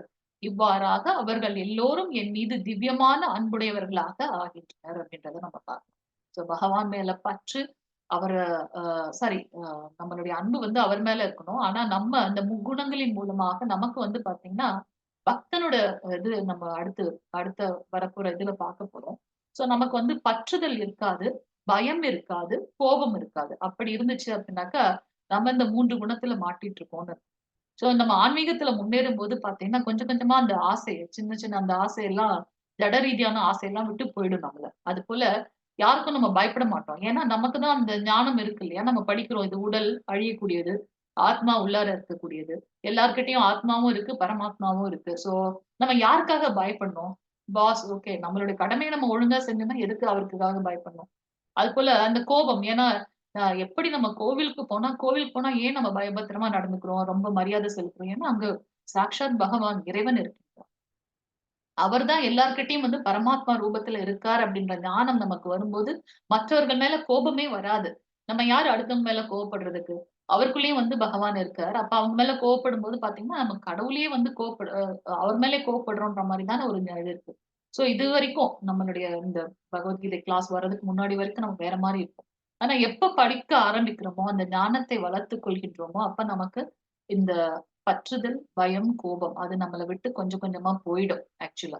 அப்படி போயிடுச்சு அப்படின்னாக்கா, நம்மளுடைய அந்த இதயத்துல நம்ம பார்த்தோம் இல்லையா 3 விதமான காம நிலை. அதெல்லாம் போனதுக்கு அப்புறம் அந்த உண்மையான ஸ்வரூபமான பகவானை, நமக்குள்ளார இருக்கக்கூடிய பரமாத்மாவை நாம உணர ஆரம்பிப்போம். 84,00,000 பிறவில நம்ம எத்தன பிறவிகள் எடுத்தோம்னு தெரியாது. எத்தன அழுக்குகள் நம்மகிட்ட இருக்குன்னு தெரியாது. அதனால பகவானை உணர முடியவில்லை. ஆனா நம்ம தொடர்ந்து பக்தி செய்துட்டே இருக்கும்போது பார்த்தீங்கன்னா, அந்த அழுக்கெல்லாம் போய் நம்ம பகவானை அறிந்து கொண்டு அவருக்கு பக்தி செய்ய முடியும். அப்படி சரணடைந்த பற்பல நபர்கள் வந்து பகவானை பற்றின அறிவால் அவர்கள் வந்து தூய்மை அடைந்தது மட்டுமல்லாம, அவருக்கு எப்பவும் திவ்யமான தொண்டுகள் செய்கின்றார்கள் அப்படின்றத இங்க பார்க்கிறோம். இங்க வந்து பார்த்தீங்கன்னா, நம்ம ஃபர்ஸ்ட் இதுலயே பார்த்தோம். பகவான் வந்து கண்ணாடி போல. நம்ம எப்படி அவர்கிட்ட சரணடைகின்றோமோ, அப்படித்தான் அவரும் நம்ம கிட்ட இருக்கார். இல்லையா? இங்க பாருங்க ஃபர்ஸ்ட் பிக்சர்ல அந்த கன்னுக்குட்டி அவருக்கு வந்து ஆ பாத சேவனம் பண்ற மாரி அவர்கிட்ட சரணடையுது. ஆனா அவர் எப்படி அது பாசமா இருக்கோ, அதுபோல பகவான் ஆ ஆ கன்னுக்குட்டி மேலயும் வந்து பாசமா இருக்கார். இங்க பார்த்தீங்கன்னா, பலராமர் வந்து அவருக்கு வந்து பாத சேவனம் பண்றார். இங்க வந்து பார்த்தீங்கன்னா, கிருஷ்ணர் வந்து பலராமருக்கு பாத சேவனம். நம்ம பகவான் கிட்ட எப்படி இது நம்மளோட எல்லாருடைய லைஃப்லயும் கண்டிப்பா நம்ம அனுபவிச்சிருப்போம். இந்த ஃபீலிங் கண்டிப்பா நமக்கு இருக்கும். நம்ம வந்து அவர்கிட்ட எப்படி சரணடைகின்றோமோ, அது கண்டிப்பா அவர் வந்து நமக்கு ஒரு சொல்யூஷன் குடுத்திருப்பார். ஸோ அனைவரும் என்னிடம் எவ்விதம் சரணடைகின்றார்களோ, அதற்கு ஏற்றார் போல நான் பலன் அளிக்கின்றேன். பிதாவின் மகனே எல்லா விதத்திலும் அனைவரும் என் வழியை பின்பற்றுங்க. எல்லாரும் பகவான இது பண்றோம். பூதனாவோட இது பார்த்தீங்கன்னா, ஆ முதல்ல வந்து வாமன அவதாரம் எடுக்கின்றார் பகவான். அப்ப அந்த வாமன அவதாரத்துல பலி சக்கரவர்த்தியோட தங்கை அந்த குழந்தை வாமன ரூபத்துல பார்க்கும்போது ரொம்ப அழகா இருக்காரு. பார்த்த உடனே அவங்க தங்கைக்கு வந்து தோணுச்சாம். எவ்வளவு அழகா இருக்கு இந்த குழந்தை. இந்த மாதிரி ஒரு குழந்தை எனக்கு இருந்தா எப்படி இருக்கும் அப்படின்னு அவங்களுக்கு மனசுல தோணுச்சு. ஆனா ஆ வாமன அவதாரத்துல அவர் என்ன பண்றாரு? பகவான் விஸ்வரூபம் எடுத்து பலி சக்கரவர்த்தியும் அந்த பாதாள லோகத்துக்கு அனுப்பிச்சிடுறாரு. அத பார்த்த உடனே அவ தங்கைக்கு வந்து ரொம்ப கோவம் வந்துருச்சு. உன்னை எப்படியாவது கொல்லாம விடமாட்டேன் பாரு நான் அப்படின்ற ஒரு கோபம் வந்துருச்சு அவங்க மனசுல. அவங்க தான் கிருஷ்ண அவதாரத்துல பூதனாவாக அவங்க வந்து அவதாரம் பண்ணாங்க. ஆனா பூதனா இதுல என்ன ஒரு அரக்கி. அவங்க வந்து பாத்தீங்கன்னா தாய்ப்பால் குடுக்குற மாதிரி குடுத்து பகவானை கொலை பண்றதுக்காக வராங்க. ஆனாலும் அரக்கியாகவே இருந்தாலும் பகவான் வந்து பாத்தீங்கன்னா பூதனாக்கு தாய் ஸ்தானத்தை கொடுக்கிறார். ஏன்? அந்த வாமன அவதாரத்தில் பலி சக்கரவர்த்தியோட தங்கையாக இருந்து அவங்க நினைச்சாங்க இல்லையா, எனக்கு இந்த மாதிரி ஒரு குழந்தை இருந்தா எப்படி இருக்கணும் அந்த ஒரு தாட்டுக்காக. சோ நம்ம அவர்கிட்ட எப்படி வந்து சரணடைகின்றோமோ அது அப்படியே பகவான் நமக்கு ரெசிப்ரோகேட் பண்றாரு அப்படின்றத நம்ம இங்க பார்க்கலாம். சோ பலன் தரும் செயல்களில் வெற்றியை விரும்பும் உலக மனிதர்கள் தேவர்களை வழிபடுகின்றனர். எல்லாத்துக்கும் வந்து பகவான் நம்மளுடைய அந்த உண்மையான ஞானம் வந்துருச்சு அப்படின்னாக்கா அந்த சிற்றின்பத்தில் நாம் வந்து லயிக்க மாட்டோம். ஆனா ரொம்ப ஷார்ட்கட் இதெல்லாமே இப்ப வந்து பாத்தீங்கன்னா இன்ஸ்டன்ட் நூடுல்ஸ், அதுக்கப்புறம் இன்ஸ்டன்டா எல்லா மிக்ஸ் வருது. அது போல நமக்கு இன்ஸ்டன்டா வந்து ஏதாவது தேவை அப்படின்னாக்கா உடனே அந்த ஹோமம், இந்த யக்ஞம், அந்த டெம்பிள் போறது, இங்க போறதுன்னு நம்ம சின்ன சின்ன விஷயங்களை செய்து அந்த பலன்களை அனுபவிக்கின்றோம். இத்தகு செயல்கள் விரைவில் உலகில் இத்தகு செயல்களுக்கு விரைவில் பலன்கள் கிடைப்பது உண்மையே. அது அவரே சொல்றார். ஆனா, அது எல்லாத்துக்கும் மேல யாரு இருக்காரு? சாங்ஷனிங் அத்தாரிட்டி யாருன்னு பார்த்தீங்கன்னா, பகவான் கிருஷ்ணன். நம்ம ஏற்கனவே பார்த்திருக்கோம். சூரிய தேவன், சந்திர தேவன் இதெல்லாம் வந்து ஒரு போஸ்ட். அவங்களுக்கு வந்து இப்ப நம்மளே வந்து 100 பிறவிகள்ல வந்து நம்ம தர்மத்தை மட்டுமே பண்ணிருந்தா தான் நமக்கு வந்து அந்த பிரம்மதேவரோட போஸ்ட் வரும் அப்படின்ட்டு. இரண்யகசிபு வந்து பார்த்தீங்கன்னா, பிரம்மதேவரை நோக்கி அ ய இது பண்றார், தவம் பண்றார். தவம் பண்ணி எனக்கு அ அதாவது அ மரணம் இல்லாத ஒரு வரம் வேணும்னு கேட்கும்போது சொல்றார். நானே மரணத்துக்கு உட்பட்டவன் தான். நான் எப்படி உனக்கு வந்து அந்த இது பண்ண முடியும்? இப்ப 2 பேர் கயிறுல கட்டப்பட்டிருக்கு கை அப்படின்னாக்கா, யாராவது அந்த கயிறு கட்டப்படாதவங்களால மட்டும் தான் இன்னொருத்தவங்கள வந்து விடுவிக்க முடியும். 2 பேருமே கட்டப்பட்டிருந்தா, அவங்க எப்படி வந்து ஒருத்தருக்கு ஒருத்தர் உதவி செய்ய முடியும்? சோ பிரம்மதேவர் சொல்வார். எனக்கே மரணம் இருக்கும்போது அந்த வரத்தை உனக்கு நான் தர முடியாதுன்னு சொல்லும்போது தான் அவர் வந்து 9 காரணங்கள் சொல்லி இந்த மாரிலாம் எனக்கு மரணம் வரக்கூடாது. நம்ம இன்னொரு கிளாஸ்ல அத பார்ப்போம். சோ இங்க வந்து பார்த்தீங்கன்னா, பகவான் அவங்க வந்து இந்த அ அ அ தேவ தேவியர்கள வழிபாடு செய்து அந்த இன்ஸ்டன்ட்டா அந்த பலன்களை அனுபவிக்கணும்னு நெனைக்கிறாங்க. நெனைக்கிறதும் வந்து நடக்கதான் செய்யுது. ஆனா, இவங்க எல்லாருக்கும் மேல வந்து யாரு சாங்ஷனிங் அத்தாரிட்டி? பகவான் கிருஷ்ணர் அப்படின்றத நம்ம இங்க பார்க்கலாம். 3 விதமான இயற்கை குணங்களுக்கும், அவற்றின் செயல்களுக்கும் ஏற்ப மனித சமூகத்தில் 4 வகை பிரிவுகள் என்னால் ஏற்படுத்தப்பட்டன. இம்முறையை படைத்தவன் நானே ஆயினும் மாற்றமற்ற என்னை செயல்களுக்கு அப்பாற்பட்டவனாக அறிந்து கொள். சோ பகவான் கிருஷ்ணர் என்ன சொல்றார்? இந்த மனித சமுதாயம் உய்வு பெறுவதற்காக 4 வர்ணங்களை அவர் கொண்டு வந்தார். என்ன அந்த வர்ணங்கள்? ஆ ப பிராமணன், சத்திரியன், வைஷ்யன் அண்ட் சூத்திரர்கள். பிராமணனுடைய தன்மை என்னவாக இருக்கும்? அவங்க வந்து பார்த்தீங்கன்னா, ஆ வேதங்களை கற்று, வேதங்கள படிக்கணும். அத மத்தவங்களுக்கு எடுத்து சொல்லணும். பூஜை செய்யறத கத்துக்கணும். அத மத்தவங்களுக்கு பூஜை செய்யணும். மத்தவங்களுக்கும் அத சொல்லி தரணும். தானத்தை வழங்கணும். தானத்தை ஏற்றுக்கொள்ளணும். இதெல்லாம் வந்து பார்த்தீங்கன்னா, இன்னும் நெறைய டீட்டெயிலா இருக்கு. நான் ஜஸ்ட் நம்மளுடைய இந்த கிளாஸ்க்கு தேவையானது மட்டும் நம்ம சொல்றோம். சோ பிராமணர்கள் மெயினா வந்து பார்த்தீங்கன்னா, பக்தனையும் பகவானையும் இணைக்கக்கூடியவர். அவங்க வந்து சாஸ்திரத்த படிச்சு அத மத்தவங்களுக்கு சொல்லி, அந்த வேத ஞானத்தை எடுத்து சொல்றது. சோ அதன் மூலமாக மக்களை தர்ம வழியில் எடுத்துச் செல்வது. அதுதான் வந்து அவங்கள கனெக்ட் பண்ணக்கூடிய ஒரு இன்ஸ்ட்ருமென்ட்டா மட்டும் தான் அவர் இருக்கணும். நான் தான் கடவுள்ன்னு சொல்லக்கூடாது. அது வந்து பார்த்தீங்கன்னா, பிராமணர்கள். சோ பகவானையும், பக்தனையும் இணைக்கிறதுக்கு உண்டான முயற்சிகள்ல ஈடுபடுவாங்க. சத்திரியர்கள் என்ன பண்ணணும்? தர்மத்தை நிலைநாட்டணும், மக்களை காப்பாற்ற வேண்டும். அது சத்திரியன். அவங்க வந்து பாதுகாக்கக்கூடிய தீவிரமான குணத்துல இருக்கணும். வைஷ்யர்கள் என்ன பண்ணணும்? விவசாயம் செய்வது, ஆ தானியங்களை வந்து விளைவிப்பது, அதை வந்து வணிகம் செய்வது. சோ அதன் மூலமாக மற்ற சமுதாயத்தினருக்கு என்ன தேவையோ, மனித சமுதாயத்துக்கு என்ன தேவையோ அத அவங்க குடுக்குறது. அந்த வாழ்வாதாரத்துக்கு உண்டானத பண்றது.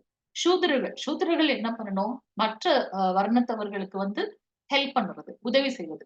அதேபோல ஒருத்தர் வந்து பார்த்தீங்கன்னா, பாதுகாத்துக் கொள்ள வேண்டும். சூத்திரரை மற்ற வர்ணத்தவர்களும் வந்து பாதுகாத்துக் கொள்ள வேண்டும். இந்த வர்ணங்கள் பிறப்பின் அடிப்படையில் கிடையாது. இந்த 3 குணங்களின் அடிப்படையில் தான் அதுதான் இங்க சொல்றாரு. 3 வித இயற்கை குணங்களுக்கு அவற்றின் செயல்களுக்கும் ஏற்ப இந்த மனித சமுதாயம் 4 வகைகள்ல இருக்கு. இந்த சத்துவ குணத்தில் சாந்தமான குணத்துல இருக்கவங்க வந்து பிராமணர்கள். தீவிரமான குணம், அந்த சண்டை போடுறது, அடுத்து நிறைய நாட்ட பிடிக்கணும், அந்த மாதிரி தீவிரமான குணத்துல இருக்கவர்கள், பிளஸ் தர்மத்தின் வழியில போனோம். சத்துவகுணம் 2மே கலந்து இருக்கவங்க வந்து பாத்தீங்கன்னா சத்திரியர்கள் அப்படின்னு நம்ம பார்க்கிறோம். அரசர்களுக்கு இருக்க வேண்டிய குணம். அதே இது வைஷ்யர்களுக்கு உண்டான குணம் என்ன அப்படின்னு பாத்தீங்கன்னா தமோ குணம் பிளஸ் இந்த ரஜகுணம் இருக்கும் வைஷ்யர்களுக்கு. சோ இந்த சூத்திரர்களுக்கு வந்து பாத்தீங்கன்னா தமோ குணம். சோ இந்த 3 விதமான குணத்தின் அடிப்படையில் தான் இந்த வர்ணங்கள் படைக்கப்பட்டிருக்கே தவிர்த்து பிறப்பின் அடிப்படையில் அல்லவே அல்ல அப்படின்றத நம்ம வந்து பார்த்துக்கோம். துரோணாச்சாரியர் வந்து ஒரு பிராமணர். ஆனா அந்த அந்த சூழ்நிலையின் காரணமாக அவர் வந்து சத்திரியராக இருக்கின்றார். பரசுராமர் பகவானுடைய அவதாரம். பரசுராமர் வந்து பிறப்பின் அடிப்படையில் பிராமணர். ஆனா அவர் வந்து பாத்தீங்கன்னா சத்திரியராக இருக்கின்றார் அப்படின்றத நம்ம பார்க்கலாம். சோ இதெல்லாம் வந்து பாத்தீங்கன்னா பகவான் மனித சமுதாயத்திற்காக நான் ஏற்படுத்தியது அப்படின்னு சொல்றார். என்னை பாதிக்கும் செயல் என்று எதுவும் இல்லை. செயல்களின் பலனை நான் விரும்புவதும் இல்லை. என்னை பற்றி இந்த உண்மையை அறிபவன் செயல்களின் விளைவுகளால் பாதிக்கப்பட மாட்டான். இந்த 3 வித குணங்கள் பத்தி சொல்லிட்டார் இல்லையா பகவான். சோ அத பத்தின ஞானம் இருக்கும்போது நம்ம அதுல பற்றுட்டு நம்மளுடைய செயல்களை செய்ய ஆரம்பிச்சுக்கோம். எனக்கு இது தேவை. நான் வந்து ஒரு இம்பார்ஷியலான ஆளு அப்படின்றாரு பகவான் இல்லையா? என்ன பாதிக்கக்கூடிய நீ சில விஷயத்த சொல்றதுனால எனக்கு வந்து சந்தோஷமா இல்ல அது ஒன்னதான் தூய்மைப்படுத்துது. நம்ம பிரசாதம் பகவானுக்கு ஆஃபர் பண்றதுனால பகவான் பிரசாதம் சாப்பிடுறாரா? அவர் வந்து கண்களின் மூலமாக அதை தூய்மைப்படுத்தி திருப்பி நமக்காக தான் அது வந்து கிடைக்குது இல்லையா? நம்மளே தூய்மைப்படுத்திக் கொள்கின்றோம். சோ அவரை பாதிக்கக்கூடிய செயல் அப்படின்னு எதுவுமே கிடையாது. எல்லாமே வந்து செயல்களின் பலன்களை வந்து அவர் எதிர்பார்ப்பதும் கிடையாது. பூதனா வந்து இது பண்ணாங்க. அவங்க அரக்கிதான். இருந்தாலும் அவங்களுக்கும் மோட்சத்த குடுக்குறார். கம்சனுக்கும் மோட்சத்த குடுக்குறார். ஏன்னா 24 மணி நேரமும் கம்சன் வந்து கிருஷ்ணரையே யோசிச்சுட்டு இருந்தார். அவருடைய எண்ணம் வேற மாதிரி இருந்தாலும் பகவானே நினைச்சதுனால அவருக்கு முக்தி குடுக்குறார் பகவான். இல்லையா? சோ பகவான் வந்து பாத்தீங்கன்னா, அவருடைய இத புரிந்து கொள்வது வந்து மிகவும் கடினமான ஒன்று. திவ்யமானதுன்றது மட்டும் தான் நமக்கு வந்து இருக்கணும். செயல்களோட பலன்களை அவர் எதிர்பார்ப்பதும் இல்லை. அந்த உண்மையை அறிபவன் வந்து செயல்களின் விளைவு. அவரோட இதெல்லாம் வந்து ரொம்ப தெய்வீகமானதுன்னு நினைக்கிறவன் வந்து இந்த 3 விதமான முக்குணங்களோட செயல்கள்ல பாதிக்கப்படுறது இல்ல. இந்த கதை வந்து நம்ம என்னைக்கு நமக்கு ஃப்ரீயா இருக்கோ அன்னைக்கு இந்த கதைகள்லாம் நம்ம பார்க்கலாம். சோ செயல்களின் நுணுக்கங்களை உணர்வது மிக கடினம். எனவே கர்மா என்பது என்ன? விகர்மா என்பது என்ன? அகர்மா என்பது என்ன என்பதை தெரிந்து கொள்ள வேண்டும். சோ பகவான் இங்க வந்து 3 விதமான கர்மாக்கள சொல்றார். சோ கர்மா அப்படின்னாக்கா செய்யக்கூடிய செயல். அத நம்ம சாஸ்திரத்துல சொல்லப்பட்டது அப்படியே செய்யறது கர்மா அப்படின்னு பார்க்கிறோம். விகர்மா அப்படின்னாக்கா சொல்லப்படாதது சாஸ்திரத்துல சொல்லப்படாத விஷயங்களை செய்யறது விகர்மா. புலால் உண்பது கூடாது. ஆனா அதை நம்ம செய்யறோம் இல்லையா? தடை செய்யப்பட்ட செயல்களை நம்ம செய்யறோம். அது வந்து விகர்மா. அகர்மா அப்படின்னாக்கா செயலற்ற தன்மை. எதுவுமே செய்யாம இருப்பது இல்லையா? அது வந்து செயலற்ற தன்மை அப்படின்னு சொல்லலாம். கர்மா, விகர்மா, அகர்மா. கர்மா ஆப்சன்ஸ் ஆஃப் அந்த ஆக்டிவிட்டிஸ். சோ இங்க வந்து பாத்தீங்கன்னா விக்ரமவாதிகள் வேதங்களை வந்து பின்பற்ற மாட்டார்கள். கர்மா அந்த சொல்லப்படாததெல்லாம் செய்யறது இல்லையா?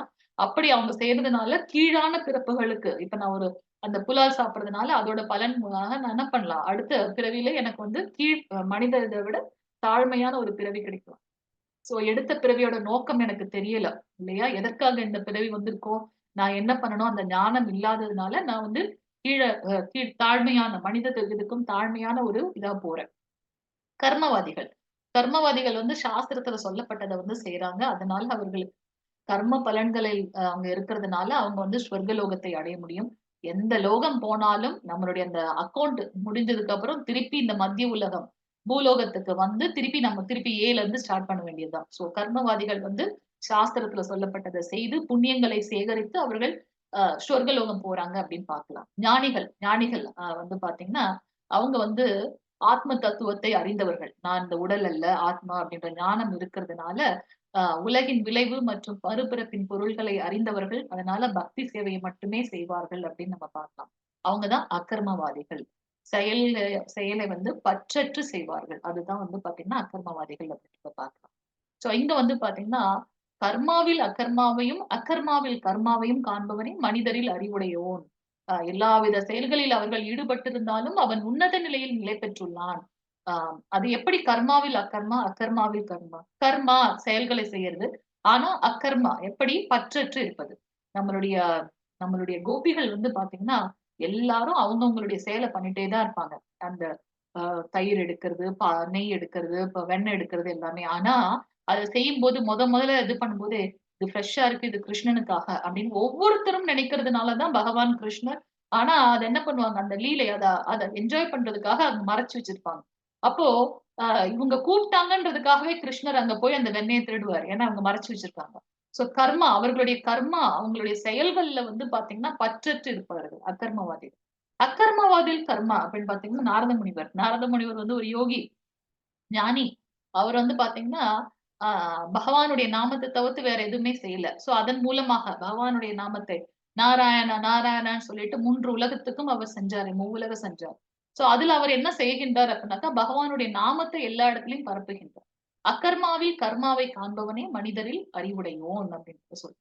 இப்ப ஈவன் அந்த ரிஷிகள்லாம் கூட வந்து பாத்தீங்கன்னா ஒரு இடத்துல வந்து தவம் பண்றாங்க அப்படின்னாக்கா அவங்க எந்த செயலுமே செய்யல. ஆனா அதுல அவங்களும் ஒரு செயல் செய்யறாங்க. என்ன? பகவானை நோக்கி தவம் செய்யறாங்க. அதன் மூலமாக முக்தி அடையறதுக்கு அவங்க ட்ரை பண்றாங்க. சோ அக்கர்மாவில் கர்மாவை காண்பவனே மனிதரில் அறிவுடையவன். எல்லாவித செயல்களில் ஈடுபட்டிருந்தாலும் அவன் உன்னத நிலையில் நிலை பெற்றுள்ளான்.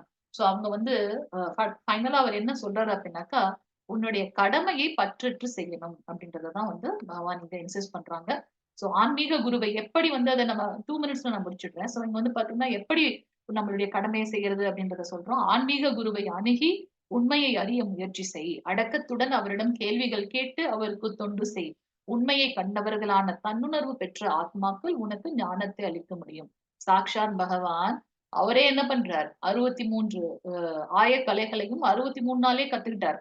அவருடைய குரு யாரு? சாந்தீப முனி. அவர்கிட்ட போய் எல்லா கலைகளையும் கற்று வரும்போது அவருக்கு குருதட்சணையும் கொடுத்து வர்றார். சோ நம்ம வந்து அந்த ஞானத்தை ஆன்மீக குருவை அணுகி உண்மையை தெரிந்து கொள்ள முயற்சி செய்யணும். அவங்க கிட்ட எப்படி கண்டிப்பா கேள்வி கேட்கணும். அடக்கத்துடன் அவரிடம் கேள்விகள் கேட்டு அவர்களுக்கு தொண்டு செய்ய வேண்டும். அவர்கள் ஆல்ரெடி இந்த உண்மையான ஞானத்தை அறிந்ததுனால நமக்கு அந்த ஞானத்தை கொடுக்க முடியும். உண்மையை கண்டவர்கள் அவர்கள். அதனால் தன்னுணர்வு பெற்ற ஆத்மாக்கள் நான் யாருன்ற ஞானம் இருக்கிறதுனால அந்த ஞானத்தை நமக்கு கொடுக்க முடியும் அப்படின்றத பார்க்கணும். எவனொருவன் தனது செயல்களின் பலன்களை துறந்து நான் வேலை பண்றேன், ஆனா அதோட பலன் மேல எனக்கு பற்று இல்ல. அது வந்து பகவான் கொடுத்த வேலை, அவருடைய அந்த பலன் அது அவருக்கே சமர்ப்பணம். அந்த ஞானத்தோட நம்ம வந்து பண்ணும்போது பலனை துறந்து பக்தி தொண்டில் ஈடுபடுகின்றானோ எவனொருவன் தன் சந்தேகங்கள் எவனொருவனது சந்தேகங்கள் உன்னத ஞானத்தால் நீக்கப்பட்டுனவோ, அதாவது பகவான் இருக்காரா இல்லையா, இவர்தான் கிருஷ்ணர் தான் உண்மையான கடவுளா, அந்த மாதிரி சந்தேகமே இல்லாம நீதான் அப்படின்னு கம்ப்ளீட்டா சரணடைகிறது. அவன் தன்னில் நிலை பெற்றிருப்பது உறுதி. செல்வத்தை வெல்வோனே இவ்வாறாக அவன் செயல்களின் விளைவுகளில் பந்தப்படுவதில்லை. அதாவது இங்க பகவான் என்ன சொல்றார்? கர்ம பலன்களை எதிர்பார்க்காமல் பற்றற்று நம்மளுடைய கடமைகளை செய்யணும். கடமையை செய்யணும். ஆனால் அதில் வந்து பற்று இருக்கக்கூடாது அப்படின்றத வந்து அவங்களுக்கு வந்து பாத்தீங்கன்னா அந்த உன்னத ஞானத்தால் சந்தேகங்கள்லாம் போனதுக்கு அப்புறம் இந்த தன்னுணர்வு இருக்கிறதுனால அவங்க கண்டிப்பா வந்து என்னை வந்து அறிவார்கள். எனவே அறியாமையால் உன் இதயத்தில் எழுந்த ஐயங்கள் ஞானம் எனும் ஆயுதத்தால் அழிக்கப்பட வேண்டும். இப்ப புரியுதா? ஃபைனல் டச்சிங் கொடுத்துட்டாரு ஞான யோகம். சோ பகவானை பத்தின அந்த ஐ மீன் நம்மளுடைய கடமைகளை பற்றற்று செய்யறது தன்னுணர்வு. ஆத்மா, நான் ஒரு ஆத்மா, அதனால நீ வந்து போர் புரியணும். அறியாமையால் உன் இதயத்தில் எழுந்த ஐயங்கள் அந்த அந்த டவுட்ஸ் எல்லாம் வந்து ஞானம் எனும் ஆயுதத்தால் அழிக்கப்பட வேண்டும். யோக கவசம் பூண்டு பரத குலத்தவனே எழுந்து போர் புரிவாயாக அப்படின்றத வந்து பகவான் இன்சிஸ்ட் பண்றார். ஒரு இதுலயும் பகவான் வந்து சொல்லிட்டே இருப்பார், நீ வந்து போர் புரியணும், சத்திரியன் உன்னுடைய கடமை அது செய்யணும்ட்டு அதுதான் இங்க வந்து எடுத்து சொல்றாரு. ஓம் தத் சதிதி ஸ்ரீமத் பகவத்கீதாசு உபனிஷத்சு பிரம்ம வித்யாயாம் யோக சாஸ்திரே ஸ்ரீ கிருஷ்ணார்ஜுன சௌவாதே ஞான யோக நாம சதுர்தோத்யாயः. ஹரே கிருஷ்ணா. சோ இன்னைக்கு வந்து பாத்தீங்கன்னா கிருஷ்ணர் வந்து அந்த பகவத்கீதை இந்த யோக விஞ்ஞானம் எப்படி வந்தது, அவர் வந்து ஃபர்ஸ்ட் சூரிய பகவானுக்கு கொடுத்த சூரிய தேவன் யாரா இருந்தாங்க, அப்ப விவஸ்வான் தான் சூரிய தேவனாக இருந்தார். அவர் அந்த ஞானத்தை மனித குலத்தோட தந்தையான மனு அதை இஷ்வாகுக்கு கொடுக்கிறார். சோ இந்த மாதிரி குரு சீட சங்கிலி தொடர் மூலமாக இந்த ஞானம் வந்தது. ஆனால் காலப்போக்கில் அது மறைந்து விட்டது. அதனால நான் திருப்பி உனக்கு சொல்றேன்ட்டு பகவான் இங்க சொல்றார். 4 வித குரு சீட பரம்பரை பார்த்தோம். பிரம்ம கௌடிய மத்வாச்சாரிய பரம்பரை, ஸ்ரீ ராமானுஜாச்சாரியர் பரம்பரை, அதுக்கப்புறம் வந்து பாத்தீங்கன்னா ருத்ர பரம்பரை பார்த்தோம், சிவபெருமான், அதுக்கப்புறம் வந்து விஷ்ணு இதுல பார்த்தோம். அடுத்து சனத்குமாரர்கள், நிம்பகாச்சாரியர் அதை பார்த்தோம். 4 வருணங்களை பார்த்தோம். 4 ஆசிரமத்தை உருவாக்கியவர் பகவான்றதை பார்த்தோம். அதுக்கப்புறம் 3 விதமான கர்மங்களை சொன்னார். கர்மா, விகர்மா, அகர்மா. கர்மா அப்படின்னாக்கா சாஸ்திரத்துல என்ன சொல்லப்பட்டிருக்கோ அதை அப்படியே செய்றவர்கள் கர்மவாதிகள், கர்மிகள். அகர்மவாதிகள் வந்து பாத்தீங்கன்னா எதையுமே செய்யாம செயலற்று இருப்பாங்க. ஆனா அதுலயும் பகவானுக்கு தொண்டு செய்யறத பத்தியோ அல்ல அவரை பத்திய நினைப்புல இருப்பாங்க. அது வந்து அக்கர்மவாதிகள். அந்த யோகிகள், முனிவர்கள் அவங்க பண்ற தவம் அதெல்லாம் நம்ம ஞாபகம் வச்சுக்கலாம். விகர்மவாதிகள் தடை செய்யப்பட்ட செயல்களை சாஸ்திரத்துல சொல்லப்படாததை செய்யறவங்க விகர்மவாதிகள். ஃபார் எக்ஸாம்பிள் நான் எப்பவுமே நான்வெஜ் சாப்பிடணும்னு நினைச்சிட்டே இருந்தேன்னா, இந்த மனித பிறவி எதற்கு நீ எடுத்தாயோ அந்த ஞானமே இல்ல. உனக்கு இது சாப்பிட்டுட்டே இருக்கணும் அப்படின்னாக்கா, அதுக்கு ஏத்த மாதிரியான கோரமான பல்லு இருக்கிற மாதிரி, எப்பவுமே அந்த மாதிரி சாப்பிடுற மாதிரியான அடுத்த பிறவி எனக்கு வேற ஏதாவது கிடைக்கலாம். மேபி அடுத்த பிறவில சிங்கமாகவோ, இல்ல மேபி வேற ஏதாவது விலங்குகளாவோ கிடைக்கலாம். அப்போ என்னுடைய இந்த மனித பிறவில இருந்து தாழ்மையான பிறவி நமக்கு போறோம். சோ விக்கிரமவாதிகள் அப்படின்னு பார்க்கிறோம். இது நாள் வரைக்கும் இந்த ஞானம் எல்லாம் நமக்கு இல்ல. இப்ப நமக்கு வரும்போது நம்மளே பியூரிஃபை பண்ணணும் அப்படின்றத பார்க்கலாம். சோ எப்ப வந்து நம்மளுடைய கடமைகளை பகவானுக்காக செய்யறோமோ, அப்ப அது வந்து உன்னதமான ஒன்று அப்படின்றத பார்க்கிறோம். சோ அதன் மூலமாக இந்த பகவானுடைய லீலைகள், ரூபங்கள் எல்லாம் வந்து பாத்தீங்கன்னா ரொம்ப தெய்வீகமானது அப்படின்னு எவன் ஒருவன் உணர்ந்து கொள்கின்றானோ, அவன் வந்து பாத்தீங்கன்னா இந்த உடலை விட்ட பிறகு மீண்டும் இந்த உலகத்திற்கு வருவதில்லை. நித்தியமான கோலோக விருந்தாவனத்தில் பகவானுக்கு சேவை செய்து கொண்டிருப்பான் அப்படின்றத நம்ம பார்க்கிறோம். அது மட்டும் அல்லாம ஆஹ் நிறைய கிருஷ்ணர் வந்து இங்க நமக்கு ப்ராமிஸ் பண்ணிருக்கார். எப்போதெல்லாம் அவர் தோன்றுகின்றார் அப்படின்றத சொல்லியிருக்கார். தர்மத்தை நிலைநாட்ட, அதர்மத்தை அழிப்பதற்காக, பக்தர்களை காப்பதற்காக யுகந்தோறும் பகவான் அவருடைய சுய உருவில் வருகின்றார் அப்படின்றத நம்ம பார்த்தோம். வாஞ்ச கல்பதருப்பியஷ கிருபா சிந்துப்பியேவச்ச பதிதானாம் பாவனேபியோ வைஷ்ணவேபியோ நமோ நமக. அனந்த கோடி வைஷ்ணவ விருந்த கி ஜெய். நாமாச்சாரிய ஸ்ரீல ஹரிதாஸ் தாக்கூர் கி ஜெய். ஜெகத்குரு ஸ்ரீல பிரபாத் கி ஜெய். நித்தாய் கௌர பிரேமநந்தே ஹரி.